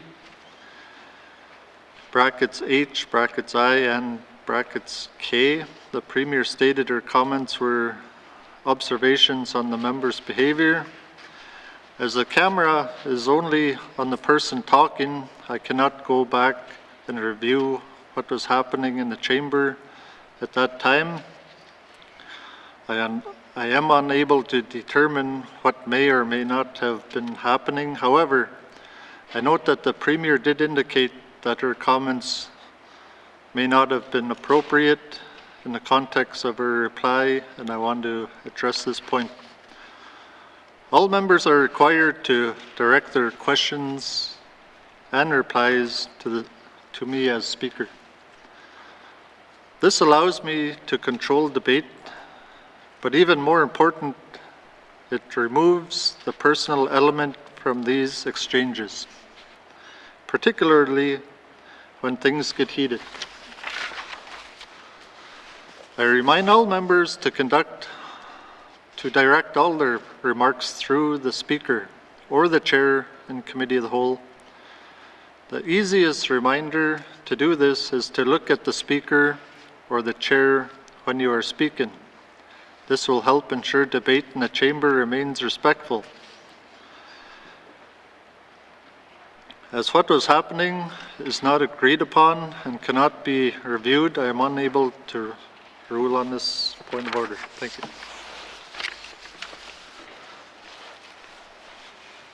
Orders of the day. Member, Mr. Clerk. Thank you, Mr. Speaker. The Board of Management will be meeting at the Rise of House. Orders of the day for Wednesday, May 31st, 2023 at 1:30 p.m.